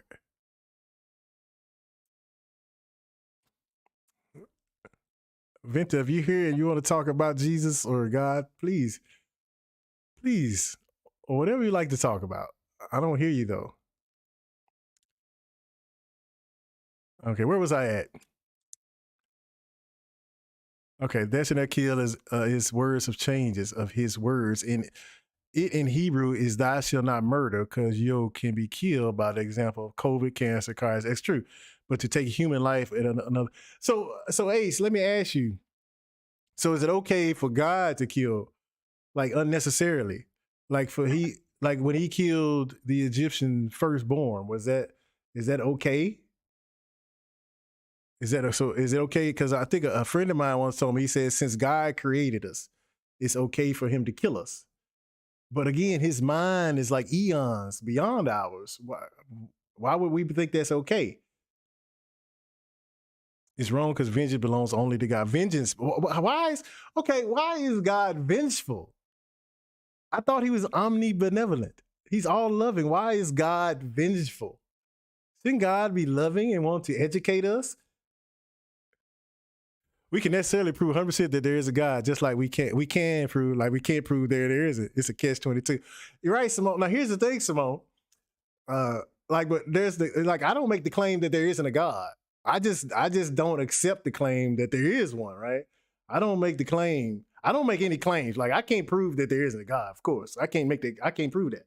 Well, I can't prove anything really. But I don't make that claim. But people who believe in God make the claim that there is a God. So I'm trying to figure out if there is how do people who make the claim that there is a God know that there is a God, right? Like that's what basically an atheist basically says, I don't accept the claim that there is a God.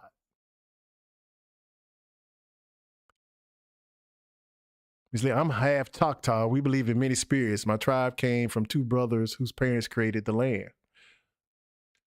You believe in many spirits. Okay. Now, I've never really studied Native American history I don't know why. You know what? It's one thing. I know I jump all over the place. It's one thing that I wish we would all stop doing when we like separate history. Like we'll say Native American history or Black history or Indian history. It's all history, right? It's all one history. Why don't we just say history instead of separating histories? Like Black history is history. Whatever happened to non-white people or so-called people that have been classified is the same as this happened. It happened to everybody. It didn't just happen to a certain group of people. It happened to everyone, to me. And that's just me running my mouth again. I think if you are earnestly seeking God, you're good. It's all about intention, not the food you eat or the clothes you wear. Yeah, you know what? I would like to really know, because if there is a God, I have questions. I have questions I would like to ask. I have serious questions I like to ask. And that's just not just being facetious or anything. I want to talk. Like, why do we mistreat each other so? Why are we killing each other so? Why are there poor people? Why are people starving? Why are babies starving? Where are you? When we don't say, where are you? People were enslaved, like there was a trans-Sub-Saharan slave trade. People on the continent of Africa started, and those people were enslaved because of Abrahamic beliefs, right? From my studies, people who were Muslim or Islam enslaved people from the African continent for over 1,000 years. And then people who believe in Christianity enslaved people during the transatlantic slave trade for over hundreds of years. So why? I have questions. Why? You were Southern Baptist. I guess you could say I was Southern Baptist, I guess. I live in Tennessee. So yeah. But like I said, my pastor spoke but here's the thing.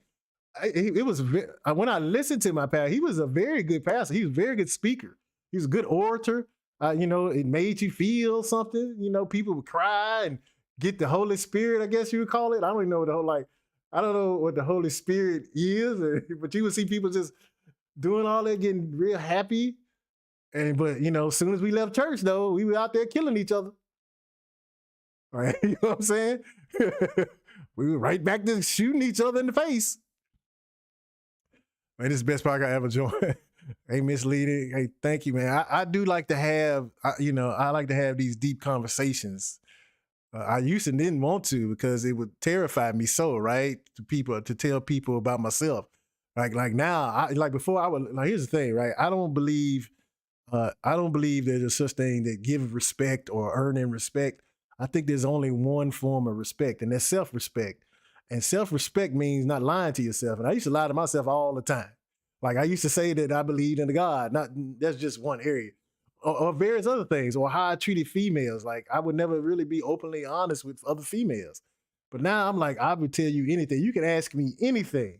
I would tell you the honest truth, even if it's embarrassing. Because I realize I can't lie to myself, so I have no reason to lie to you. It will be all religions in God's kingdom. Religions itself that's basically the true barrier between most and God. So you're saying Muslim God, the Jewish God, the Hebrew Israelite God, Christian God, all these is all one God. So when they get there, when like a Muslim gets there, he will see Allah. He wouldn't just see a Christian God. He would see Allah. Is that what you're saying? Which I can get. Like when people get to people believe that the heaven they get to will be the heaven they always believed in. I get it. I understand it. But I just, like I said, I just don't, there's no evidence to it. So I don't believe it, but I understand it. You break the law, you suffer. But hold on, Ace. So God created the laws. He knew we were going to break the laws and we still suffer. He knew we were going to do this. Why didn't he prevent us from doing it? Why didn't he do something different is my question. How come he didn't educate us or soften our hearts, like to create all these wars?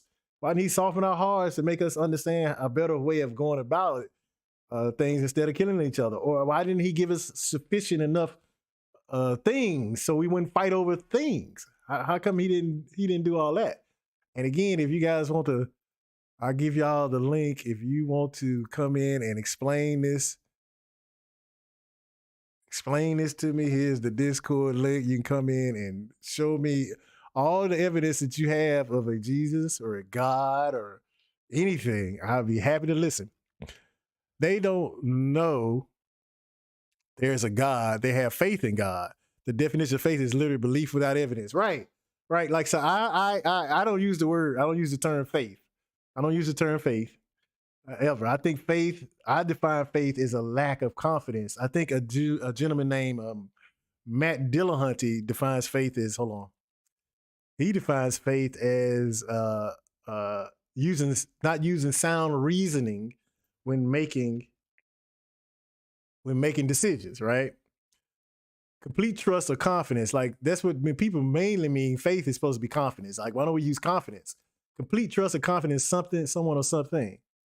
Strong belief in God or in the doctrines of a religion based on spiritual apprehension rather than proof. Right there. See, rather than proof. Like, now here's my thing. Do you use faith in anything else in your life? Like, do you have faith that your bills will get paid if you don't do anything? Dynamite, how are you doing, man? Welcome. I said Dynamite. I remember you, Dynamite. So you have faith. Hold on. Did you just say yes? Play now. So you have faith in your bills getting paid. If you don't do anything, you have faith that your bills will get paid. Do you have faith that you'll get to work if you don't drive your car to work or get transportation to work? This is how, like, we don't use that word in anything else we do. Ask God in the shower, in bed, in the car, or the bus. You might be surprised and get an answer. I ask it right now. God, can you present yourself to me right now, please? I am being honest, forthright. I want you to show yourself to me now. Now, I don't want a light to go out or something to fall over. I want you to show yourself to me because I want to see you. Everybody that's watching now wants to see you, God. Moses saw his face. It says in the Bible, you have a face. Show your face on the screen right now. And if you, like, okay, and then I can say, if you don't show yourself, then there's no God. I can say that, right? I can just say that. See, there's no God. hypothetically, if you ever played the game of telephone, you know that man changed the original message and it becomes a new narrative. Oh yeah. Like I think a lot of stuff from the Bible was already said years before. Like there's been so many creation stories before the Bible, flood stories before the Bible. I just think they took a lot of things from other societies and just put them in this book. To me, right? That's what I believe. I don't believe, you know what I'm saying? But again, I still believe that this book was put together to keep people confused. Well, most religions are put together to keep people confused instead of us following logic, right? Not all religions don't serve the same God, right? Yeah, I know. Like again, the Muslims serve Allah, or you know what I'm saying, they believe in the Prophet Muhammad. You know, Hebrew Israelites don't believe in the same God as a Christian. Like they believe in the Bible. Like some, and then here's another thing: some people only believe in the New Testament of the Bible. Like those are Christians, right? People who believe in the New Testament, they believe in Jesus. So they are called Christians. But then there are other people who believe in the Old Testament. They don't believe in the whole book. It's like people pick and choose what they believe in. It's strange. It's strange to me. Man, you brought us all into that.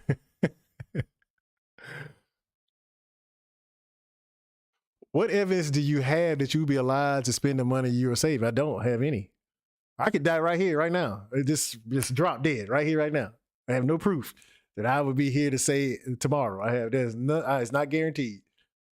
Like I said, again, I don't know. I say I don't know a lot because I don't. You deeply want to see God, but I claim Christianity and I'm smart enough as an example. I don't serve the same God as the Catholic Church. I said the church, not necessarily Catholic peoples. Now I say, okay, so how is a Catholic different from a Christian? Man, y'all are hitting me with some stuff. Catholicism. Now, this was, what was the guy's name that brought about Catholicism? I was just talking about this. I didn't say the Catholic Church. Why do Catholic worship? Who the Catholic worship? The one and only God, who is the Trinity, the Father, Son. Again, no female. So let me ask you, Ace, is the Holy Spirit a female? Like if you go to, I think in the Metanetter, is it the Metanetter? The Trinity. I think what Trinity. The Metanetter Trinity is, I think was, like they had a Trinity there as well, which was Osiris, Asar, and Horus. So he's one God in three divine persons, and his name is Yahweh. I was trying to learn Hebrew. I was trying to learn the Hebrew language. You know, I know some Saharetz and, you know, Elohim, and I was trying to learn Hebrew for a while. I stopped though. The second person of this Trinity came to earth and took on humanity. So wait a minute. This is not the same God?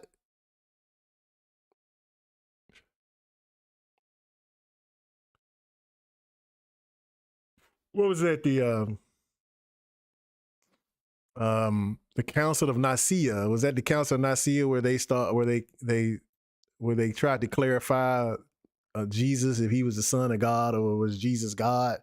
So they believe the second, okay, he's one God. So they believe that this is one God. You believe in Jesus. You believe Jesus is the Son of God. They believe Jesus is God, right? I think that's what it is. Then why do you save money? You have faith. No, I don't have faith because I know, because based on experience or confidence, I would say confidence, based on experience, I know if I save money, I can spend it later. Not saying I'm gonna be able to, but here's the thing, if I'm dead, I don't care. But I save money because I'm, you know, until something else changes, I can spend that money later on if, I know I'm confusing right now, if I am alive. I get what you're saying. Why do I save money if I know I'm not gonna be able to spend it? But based on experience, I've been here 47 years. I haven't died yet. It's better to save money so I have it to spend. That's just based on logic and evidence and experience. It's not based on faith, right? Like I said, I don't use faith. I have confidence that I can spend that money later. I don't have confidence that I'll be here tomorrow. I don't have faith There's no such, to me, I don't think there's a thing. I think there's a lack of confidence, I guess. I don't use the term. I have confidence that I can spend that money if I am here. If you understand what I'm saying. I don't say faith. But then again, but here's the thing. I've used money before. I've saved money before. I spent money before. I've never seen a God. I've never spoke to a God. I never said anything to a God. So it's totally, I don't think you can compare the two. Like, I have proof that there's money. I can show you money. I can show you a savings account. You know what I'm saying? I can show you a bank that has money. I can give you the address to the Federal Reserve here in the United States. I can give you all this. I could probably even tell you when, I probably can't even tell you when the concept of money came about. But I can't tell you all that information about a God. And this is the most powerful entity in the universe. But I can't tell you a thing about him. God is within you, not within religions. But within me where? What do you mean God is within me? How's God, again, what mechanism, Ace, are you using to say God is within me? What mechanism do you use to say, okay, there's God right there. He's right there. He's right there. No, he saves money because he doesn't have faith that money will all come in. Okay, yeah. That too. I save it because, yeah, I know something could happen, maybe. Like my vehicle will break down or an unexpected bill. So I save that money and use that. But again, I know money exists. I don't know that a God exists. See, this is the thing. You have, I have proof. I have proof of money. Faith is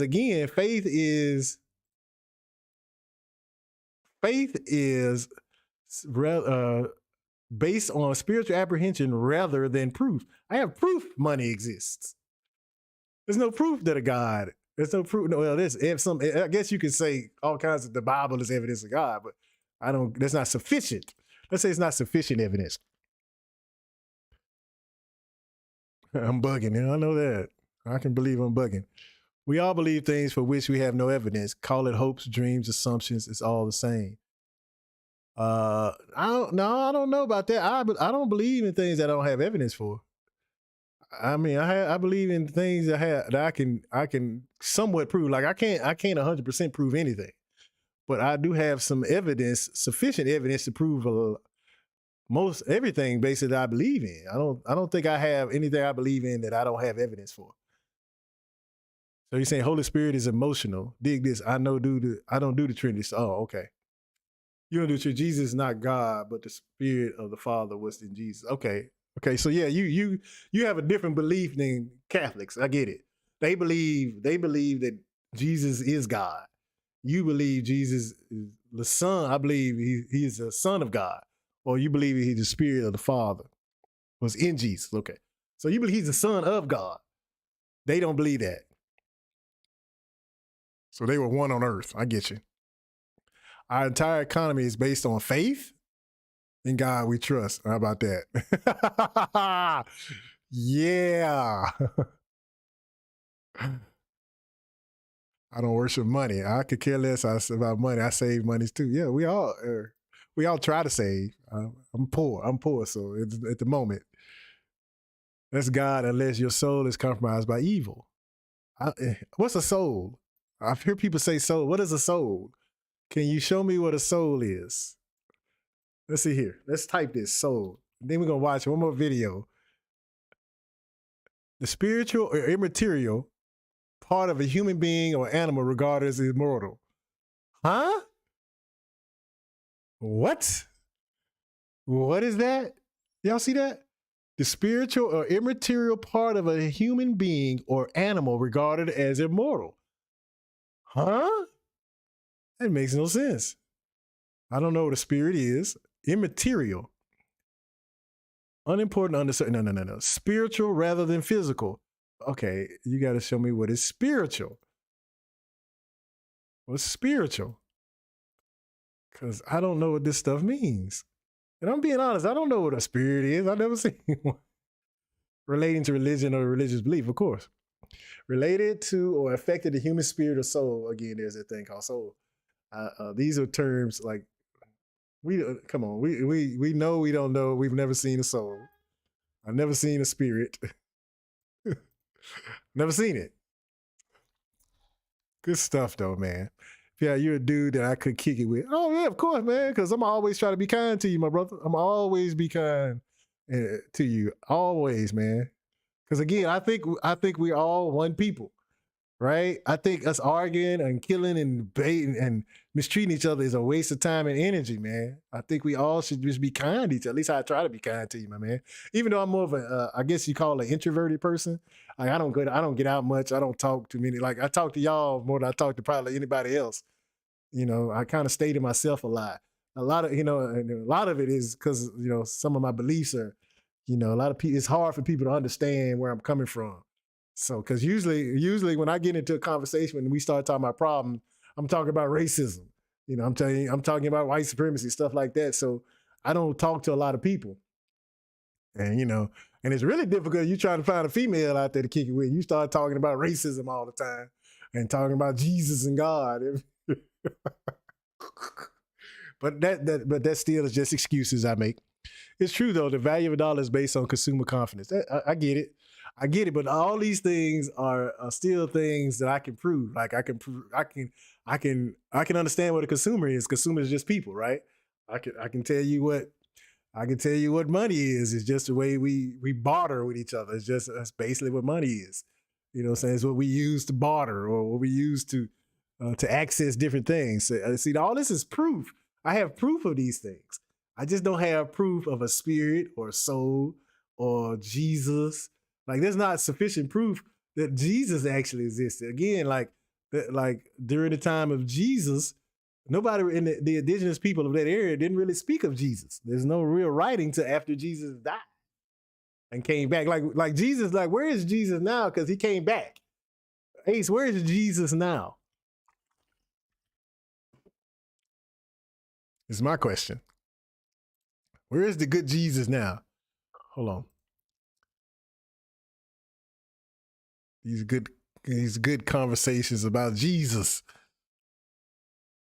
Hold on. Jubilee. We're gonna talk about religion and we're gonna find another good religion.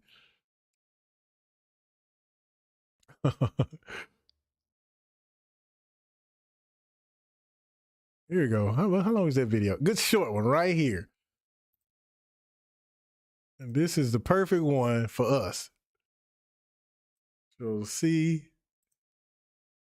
this is the perfect video for us since we're talking about this. And I was in an abusive marriage and my father yelled at me that I was going to hell. Stop it. Oh, wow. Did you hear that? Did y'all hear that? All right. Here we go. Atheists and Christians debate truth and belief. This is perfect for us, right? This is us. This is us right here. Let me rewind this. And I was in an abusive marriage and my father yelled at me that I was going to hell when I walked out. I'm sorry. I don't believe in a God that would believe that.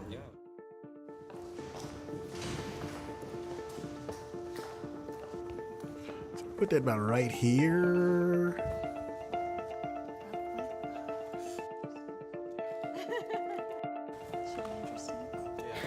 Can I have all of my atheists over there? Can I have all my believers over here?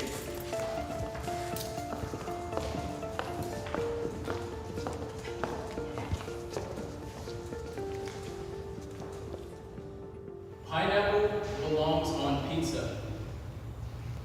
Hey, wait a minute now. Wait a minute now. Hey, I like pineapples. I like pineapples, man. Gotta be kidding. My wife will not have a pizza unless there's pineapple on it. You can try anything on pizza. Yeah. So why not pineapple? I'm gonna bring in the disagreeers. Pineapple pizza. Pizza. What are we talking about? I like the taste of the cheese, the sauce, and the bread. That's it. It's like candy though. It's like having candy on a pizza. It's No, like two good how things. wrong is that? It's like putting M&Ms on a pizza. Time. Back to our side. I have no problem with pineapples on pizza. How you doing, M7? How you doing, man? Welcome. I just saw you live now. Much hey, thank you. If you remember once in your comments, you told me to clarify some of the misconceptions about Islam. Oh, hey, yeah, brother.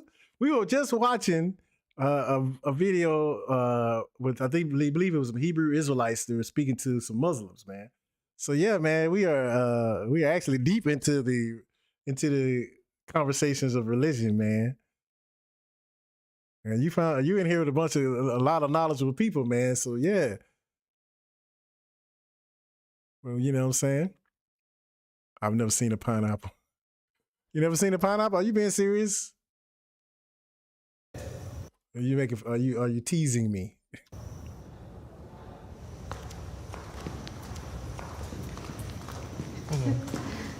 I mean, I'm nervous because this is a normal topic that people can usually talk about, but in this climate, it's very me, man. touchy to even say I believe or I don't believe. You know, Right. so. It's funny, I would think that you would feel safer in the belief category than I feel in the non-belief category. I was raised in a house very culturally Jewish. No, that's cool. We talked a lot about God and religion and many different religions of the world, but I wasn't raised with any faith, with any religious faith in the house. Just 2 years ago, I hated Christians. I think I was an atheist, but I voiced all my doubts and skepticisms, and they gave me their perspective on it. That kind of opened me up, and that's why I'm a man of faith today. I believe there is good in every person. Which that's a question. Do you have to? Okay, hey Ace, I don't know if you here or M7. Maybe you guys can answer this. Do you have to have God to be kind to people? God bless you all in the whole. Hey man, have a good one, Ace man. That would be that's a question. Like if you didn't have God, if you find out there's no such thing as God, do you think the world would just be in chaos? Well, this is kind of chaos. Do you think you need God to be kind to people? That's my question. If I just choose to believe that everyone is purely bad or evil, then that's going to be pretty. And then you have to decide what the definition of good Yeah, is. but What like is good? according to Christianity, there's no one good. No, not one. But I don't necessarily believe that if no one's good. I We're don't born want. with a sin nature. Yeah, so that's hard. Is like my definition of good it may not align with scripture, so it's hard because that's why I hesitated. Like I want to believe everybody's good. If that's antithetical to the Christian belief, is that you're born is sinful.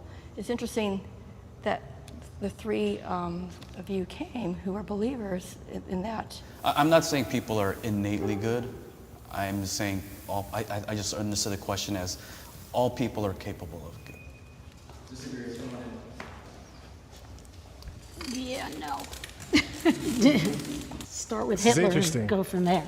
Are people, are some people born good and turn bad? Well, I think that's why the right. definition of good is subjective. That's why it's like each his own for a definition, We which is kind of hard. don't know what is right or wrong without the Bible because it's God that makes the rules. Really? Without God, Really? you have no rules. You can't make a decision on your own whether it's good or bad.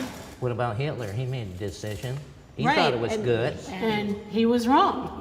You don't need the Bible. Now Hitler, here's my thing. I've read Mein Kampf. Hitler believed in a God, right? Hitler believed in a God.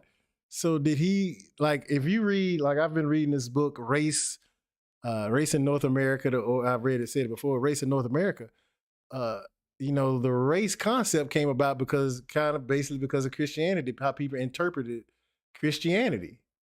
All right. They believed that they were pure and people who had melanin in their skin were savages. Right. So I don't know, right? Like this is just, again, this Bible is just a book, right? It's just a book. A man created. It's just a book. It's people that's doing these things, all right? It's the way they have interpreted it. And my question though is why do people still, like if we, like the Crusades, for example, like why would it be okay to slaughter people because they didn't believe what you believe? That just doesn't seem right to me. That doesn't seem like a all-loving God would even allow that. But for some reason, people like, yeah, that's cool. God is okay with that. God is okay. God is cool with slavery and with rape and things of that nature. So, you know, I'm just confused. It's not okay, right, Susan? It's not. To me, it's not okay, but people interpret their religions to make it seem like, yeah, like that guy we were watching the video before. He was like, yeah, if my daughter is raped, she part of the community. You know, so yeah, women like to be raped. You know, and that's how people interpret the scripture. So that's why I don't, like I said, I try not to follow scripture. I try to follow logic, right? I don't follow people. Like even in Hitler, in the situation of Hitler, I have questions about Hitler. Like, why would people, like, we always invoke Hitler's name, but there were plenty of people that followed him. There are plenty of people that killed and thought just like Hitler. So we need to make sure we find all their names as well. That man was a fool. Yeah, that man, I don't know, Simone, yeah. But Simone, he had some co-signers, though. There were people right there with him. So I'm just saying, there are people on this planet that think that way. You know what I'm saying? Millions have died because of religion. Let's see, the way I believe millions have died for the way they interpret these folklores, these fairy tales, this made up stuff, in order for them to have fun and glory and material comfort. And they try to make you believe. Like, again, this book was given to slaves. I don't believe there was any slave that believed in Christianity or at that time. I don't believe that. I don't think they did like that. Like, studying African spirituality, they believe, like, their religion was like what they did every day. Like, I know they worshiped the sun and earth and all that. They didn't, but, you know, and I know there was certain wars, but there still was some kind of matriarchal society. So, you know, like, if you look at like the Benin Empire, these people didn't have doors on their homes. That's how much they trusted people back then. But now it's like, bro, you got to lock everything. You have to lock everything. I just be running my mouth. To tell you that. Well, you're born with that. God put that in you. As nature, you believe. that conscience. As you believe. That's not a belief, it's a fact. I'm an author of 2 books where I give the whole history of the Earth, from paleontology, geology, archaeology. Publish about 4 articles on numerous subjects, including politics, science, meteoritics, dinosaurs. I believe my life has worth and value.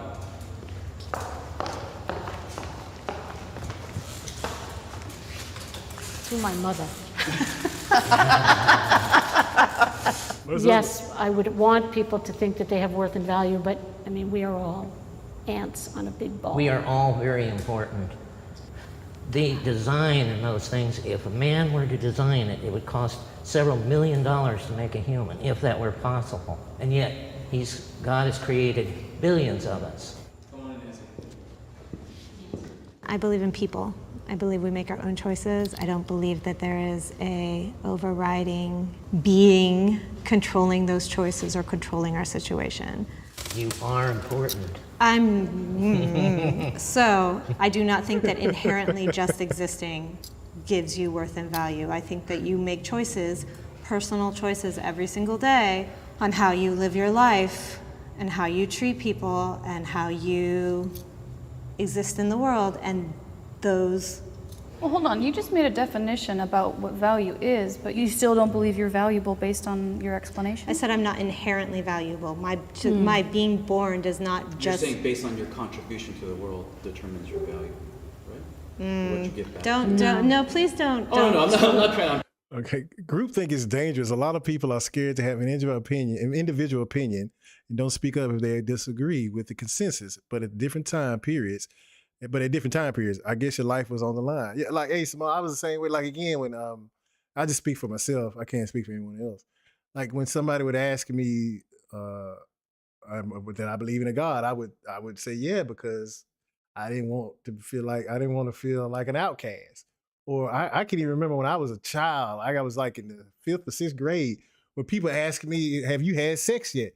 Are you a virgin? Like, this peer pressure thing. It's like, oh man, you would lie because you didn't want to be seen as outcast or be made fun of or be bullied. Like I think Susan was saying, I didn't want to do that. I was petrified of people like that. You know what I'm saying? Like, to tell the truth was just not the way to go. Like, you know, I talk to married men, so-called married men all the time, and they seem to say they have to lie to their wives in order to have peace in the house. And I'm like, wow, I don't know if that's marriage. I don't think I would want to be married if that's what marriage is. I do believe in the remembrance of God and the fact that morality comes from God in the first place. If you don't fear the Almighty and be aware of his presence, why would anyone strive for good things?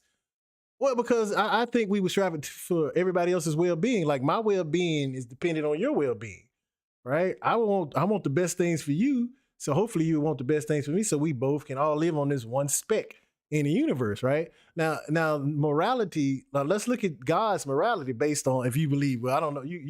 You believe in Islam, so I haven't read the Quran, but like based on Christianity, I believe everybody on this planet is more moral. Well, most people on this planet are more moral than the God of the Bible. The God of the Bible slaughters children. He sent a flood and killed everybody, and I'm sure babies was involved in that. So, you know, and he's jealous and he's angry all the time. So I believe, if you believe in morality, I don't believe in anything as like objective morality, or, you know, but I would say I'm more moral than this God. You know what I'm saying? Sue said, sorry, but I created my babies. I don't need a God to do the right thing. Right. Like, that's what I was asking. Like, do you need a God not to kill anybody? Or do I need a God not to, like, if not a God, would I just go around raping women? I mean, I don't need a God to tell me that's not beneficial for anyone. You know what I'm saying? I don't need anyone to say that. I can tell, like, here's the thing. I can base it on how I feel. Like, I know how I feel when I'm mistreated or I feel pain, and I don't want anybody else to feel that way. And I don't think I need a God to tell me that. I know people say, well, God wrote that stuff on your heart. But how come God didn't write it on his heart? Again, of the Bible. Why did he write that on his heart? Why is he slaughtering so many people? If he's this all-knowing, this wise entity, why kill? Why condone slavery? Why let people be enslaved for thousands of years? You know what I'm saying? Why are people why are there mass murderers now? This is all I'm saying. So and then a lot of people, again, as I believe Susan, millions died because, like, all these people believed in a God that killed because of a religion. Did God okay that? Was it okay then? Or were they not really believers? Like, you know, these are the questions I have. I'm trying to figure out, man. There are many people who just exist because of instinct or because, do their lives have value? I don't know. If they find value in it, sure. If they don't, maybe not. Who am I to judge whether somebody's life is inherently valuable? Hit him with the buzzer. I have my doubts on the existence of a higher power. I am a woman of faith and belief. I believe in the supernatural and higher power and a being that there's no accident in the way we were created. Yeah, I think anytime I have gone through hardship, I've questioned not just what I believe, I question my life, I question my profession, I question my relationships. So I think, you know, if you believe, whether it's Islam, Hindu, I think you have to doubt it. You can't just jump in there and be like, sign me up, I agree with everything, let's do this. That would be for you, but that's not for everybody that is a believer of any particular religion. Some people don't question anything. But in your view, by standing and saying, you know, I don't think there's any higher power, do you ever face any doubt of thinking, maybe there is? Well, the definition of an atheist is someone who does not believe. It's not a declaration per se that there is no God. I am an atheist activist. I'm on the board of Atheists United here in Los Angeles, and on the steering committee for Americans United for Separation of Church and State. All right, come on in. Hey, this gentleman right here, he's the star of the show. This guy right here, he's the star. I've never had any doubt, because I can see design everywhere. And you are not an atheist, you're an agnostic. Nope. You see, an agnostic believes. Don't tell me what I am. I am an atheist. An atheist doesn't believe I am an atheist, no. An atheist doesn't believe in the supernatural, period. An atheist An does not agnostic believe in does believe An in the atheist is supernatural. someone that does not He believe just in doesn't God. believe in God. I am telling you what an Simone. atheist is. You're wrong. No. Simone, stop it. Stop it. Him and the guy in the other video, oh, they would have a great conversation. I am an Supernatural. atheist. You know, Do you look, believe in the look, supernatural? look. Do not tell me Do you believe what in I am. witches? We don't need to make I am anybody what I am. right or wrong. It's just answer the question, give her tell me what I space to am. talk. Give her space to talk. Do you believe that this line of interrogation, questioning furthers your... No, I'm just giving facts. Saved by the bell. I am feeling frustrated right now.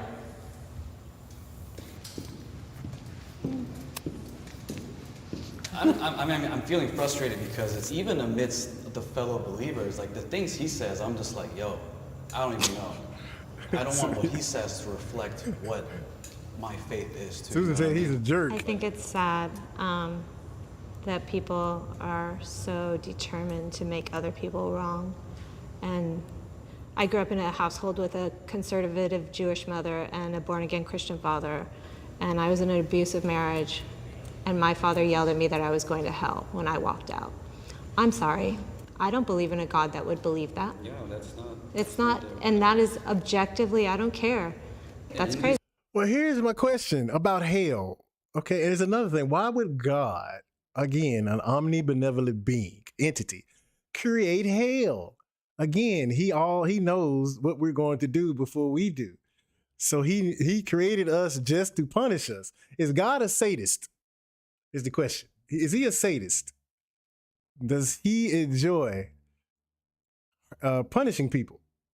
Because he knew what we were going to do before we did it, right?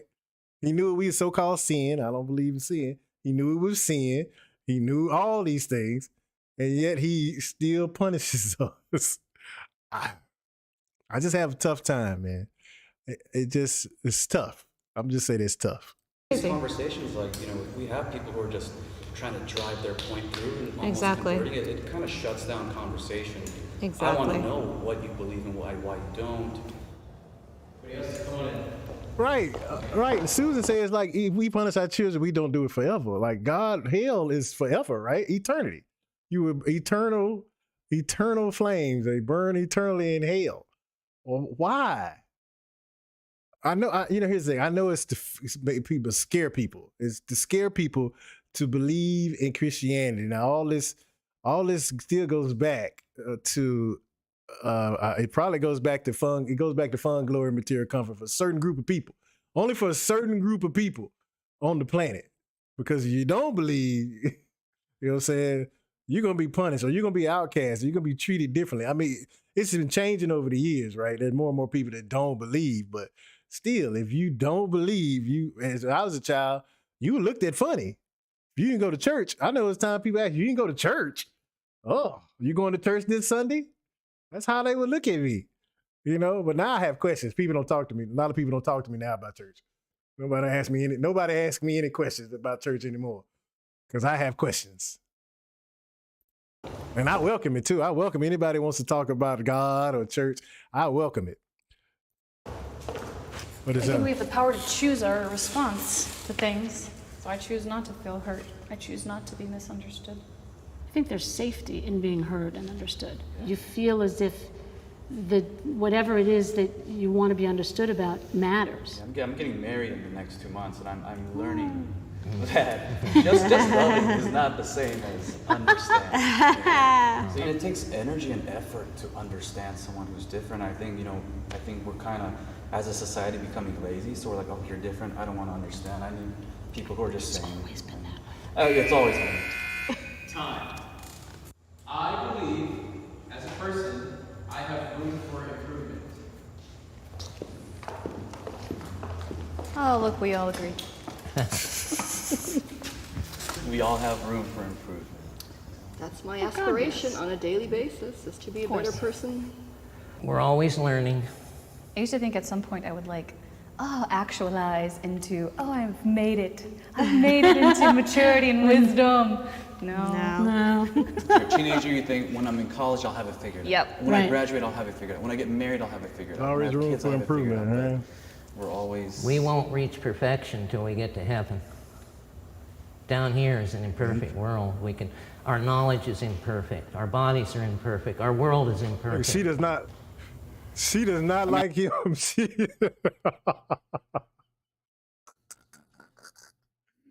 does not like that man.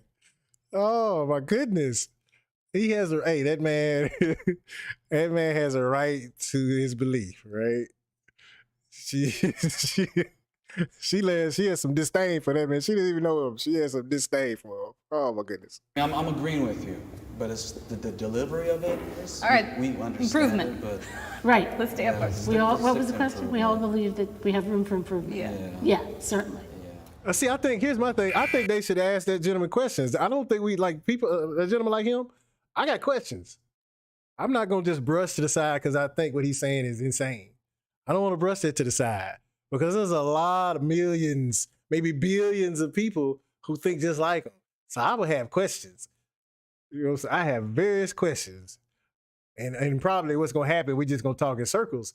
But, you know, maybe something I say to him will make him think differently or, you know, just think, you know, I don't know. I just don't want to brush him to the side because I think he's, you know, has a eccentric way, I'm trying to say that, a way of thinking.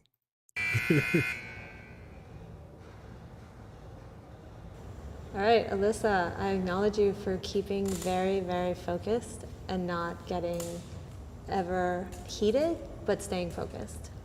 I appreciate your honesty and the way you stand up for what you believe. Nancy, you have a presence of self. You have a very still, very centered quality to you that is very admirable. Christine, I acknowledge you for not running out of the room when you were in a controversial conversation. I acknowledge you for standing your ground, for believing what you believe, and you've got a lot of fight in you. Oh, Jeremy, I acknowledge you for being unwaveringly firm in what you believe and not caring whether it's controversial or difficult to say what you believe. That is a sign of passion. Peter, I think you're growing, and I think you're a wonderful guy. And your marriage is going to make it grow even more. You just seem like a very comfortable guy who's willing to learn and grow, and that's a lovely, lovely quality in somebody. Rissa, you have this ability to take stock of yourself and make decisions. Like when you said, I choose not to be hurt, and so I'm not hurt. It's an amazing quality in somebody. Thank you. Nice to meet you. Bye, guys. Are we invited to the wedding? Oh, yeah, sure. I'll see you Oh, no, thank you. It ended amicably. I would fight for people's right to believe, but don't use your religion like a bat to bash me with. Yeah, see? There it is. Don't bash. Yeah, like I said, people used to like, you didn't go to church? And then I used to go, and here's the thing, I used to go, and I would thought I did something. I used to, I went to church, and you didn't. I used to have that feeling when I went to church. Like I go to work the next day, I'm like, I went to church yesterday. What you do? You know, I had that, you know, that I shook my head. You didn't go to church? You know, I agree. God knows the unseen, but that doesn't mean he didn't give you will to choose your own way and eventually judge upon your deeds. Wait, hold on. But M7, but he knew though. But my thing is this, he knew what I would do, or he knew Eve was going to eat that apple. He knew the serpent would be in the garden. Why doesn't he stop any of this? He knew slavery would exist. For hundreds of years, he sat back and watched. Why didn't he stop any of it? Is my question. If there is one, why didn't he stop all these evil things from happening? Or bad things, let me say, all these destructive things. Why doesn't he stop it? I grew up in the church, yeah. I think most of us, most people I know, especially if you classify as black, grew up going to church. Like churches were the only safe haven for a lot of people. And when every day is terrible, you can go and listen to a preacher telling you everything's gonna be all right. You know what I'm saying? And it made us feel good. You leave out of there feeling good. You know, I get it. I get it. You know what I'm saying? But that's just, I think it just keeps us from actually dealing with the real issues. If there's this God that's gonna make everything better, then why do I need to do anything? Or I don't care about when I die, I can do however I want in this life. But when I die, I'm going to heaven. I'll be, at the pearly gates. Instead of, I think because it's hard, right? It's hard for us to fix problems. It's hard to deal with problems, especially tough ones. And so we create things. We created Santa Claus to keep your children in line. You know what I'm saying? We invent, not create. We invent these things, instead of actually sitting and talking and being honest. That's just what I believe. Anyway, man. Good stuff, man. Good stuff, man. Guys, man. Been on for 4 hours. I think I'm going to call it right there, y'all. I appreciate you guys coming through. Where did M7 go? M7. We were, hold on. M7, I know I was asking them, like, so I don't know a lot about Islam, but is the God of, thank you for coming through, Susan. I greatly appreciate you. Greatly do. But before I was going to ask M7, does the God of Islam and the God of Christianity, are they the same God? Because I believe Islam and Christianity stem from Judaism. So so I was wondering, are those the same entity, or are they different in some way? Because I think the Quran is kind of a version of the Bible. I could be completely wrong. Hey, Simone. Hey, thank you, Simone. I always appreciate you coming through. We basically family. And I hope y'all have a great day. I don't know if M7 is still, he might have left. Anyway, that was just a question I had for him. But anyway. So I'm gonna have to update my, I'll probably stream the game on the other channel here in a little bit. Are you gonna be playing today?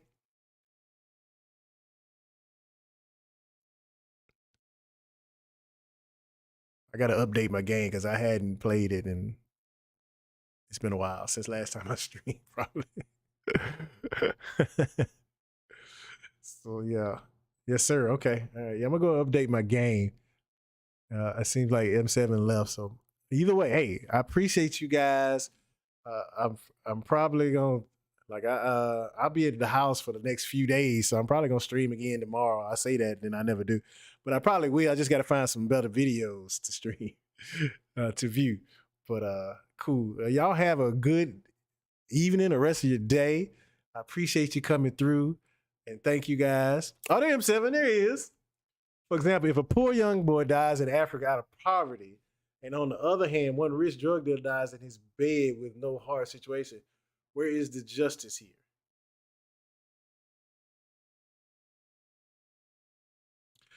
Here's the thing. Okay, I'm gonna read that again. If a poor young boy dies in Africa out of poverty, and on the other hand, now, okay, let me say this. This is my perspective on that. Now, why is there such thing as a drug dealer? Right? Why is he dealing drugs? Like that doesn't seem beneficial to him or anyone. I believe he's just worse off as that poor child that's dying in Africa. That's just me, right? I don't think either one of them got justice. Either one of them has got justice. I know we look at people that sell drugs as bad, but why are he selling drugs? For what purpose would a person be selling drugs, and where would these drugs be coming from? I know as a person that's been considered black, they have people that when they sell drugs, even though they sell it to their own community, is because they had no other choice really. And then they didn't create the drugs. So I look at both of those situations as being unjust. There's I don't think there's any justice in either one of those. Like that young boy shouldn't die in Africa out of poverty. And there shouldn't be such thing as a drug dealer unless he's selling drugs to heal people or help people. So there's no justice in either situation. However, I believe that a God would look at that and say that drug dealer deserves to die. But he dies. He should die. He's going to hell. right? Instead of looking at the situation that made him a drug dealer. How about we eliminate the situation that would make him a drug dealer? Unless, again, he's selling drugs to heal people. And then your definition, then it depends on what your definition of rich is, right? Or wealthy. Like there could be somebody that has no money but has this beautiful female, has a beautiful male in their life that makes them feel rich. You know? So it depends on what your definition of rich is. Hitler. Okay, let's look at Hitler, for example. Hitler grew up in a world, the Hitler ideology came from somewhere. Hitler didn't start his ideology, a pure Aryan race or a pure white race. Where did that come from? Right? Hitler didn't, like before Hitler, there was another Hitler before Hitler. Like, where is that? Why is that? Like, why didn't God stamp out that ideology before it started, before Hitler got a hold of it? You know what I'm saying? Again, that's how I see situations. I like to look at the root of it, the root of the problem, not the surface of it. Like, he said, not working. He said, let me switch it up, try Hitler. Let me switch it up on you. Yeah, that didn't work. Let me try Hitler. That's funny though. I get your point though. I get your point, M7. I get it. But like I said, I used to see things as surface, right? I used to see things that way. But now I see things at the root, like why is this stuff happening? Like where did Hitler get this ideology from? You know, and from what I've been learning, it's been coming from people's misinterpretation of these so-called books. This book, like Hitler's interpretation of a pure white race comes from him believing in that God said that you are chosen. You know, believing and making up, believing in folklore. You know what I'm saying? And mistreating people. That's what the thing is, you're never gonna find all people righteous, although, yeah, I can agree to that. Yeah, I don't think, here's my thing, I don't think any of us are righteous, right? I don't think there's a just person on the planet when the system that we live in is unjust, right? You know what I'm saying? But look, I'm gonna always be kind to you. Hey, long as we treat each other kindly, that's all I can ask for, right? You know what I'm saying, M7?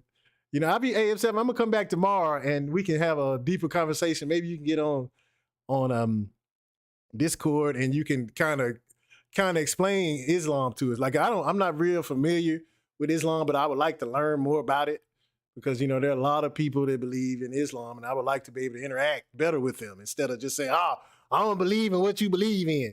I would like to be able to ask better questions and I would like to be able to understand them better. So I'll be back tomorrow and maybe we can, we can hash it out a little more. I'm gonna jump off and make me a sandwich. And but I appreciate you, my good brother. I do appreciate you and I appreciate all you guys coming through. Hey, Susan, you have a great evening as well. I see you guys. I'm gonna try to get back on. I'm most definitely probably be back on tomorrow. I just got to find some other videos to react to. I'm gonna put these out. I'm gonna put these out on YouTube. I just got to edit them up and cut them down a little bit. So yeah, I'll see you guys later. Like I said, I'll probably be streaming later. I have a gaming channel. I'll probably be streaming later on the gaming channel if y'all into watching horror games. So I'll see you guys over there if you want to talk some more. But I'll see you guys later and thank you guys again and pieces.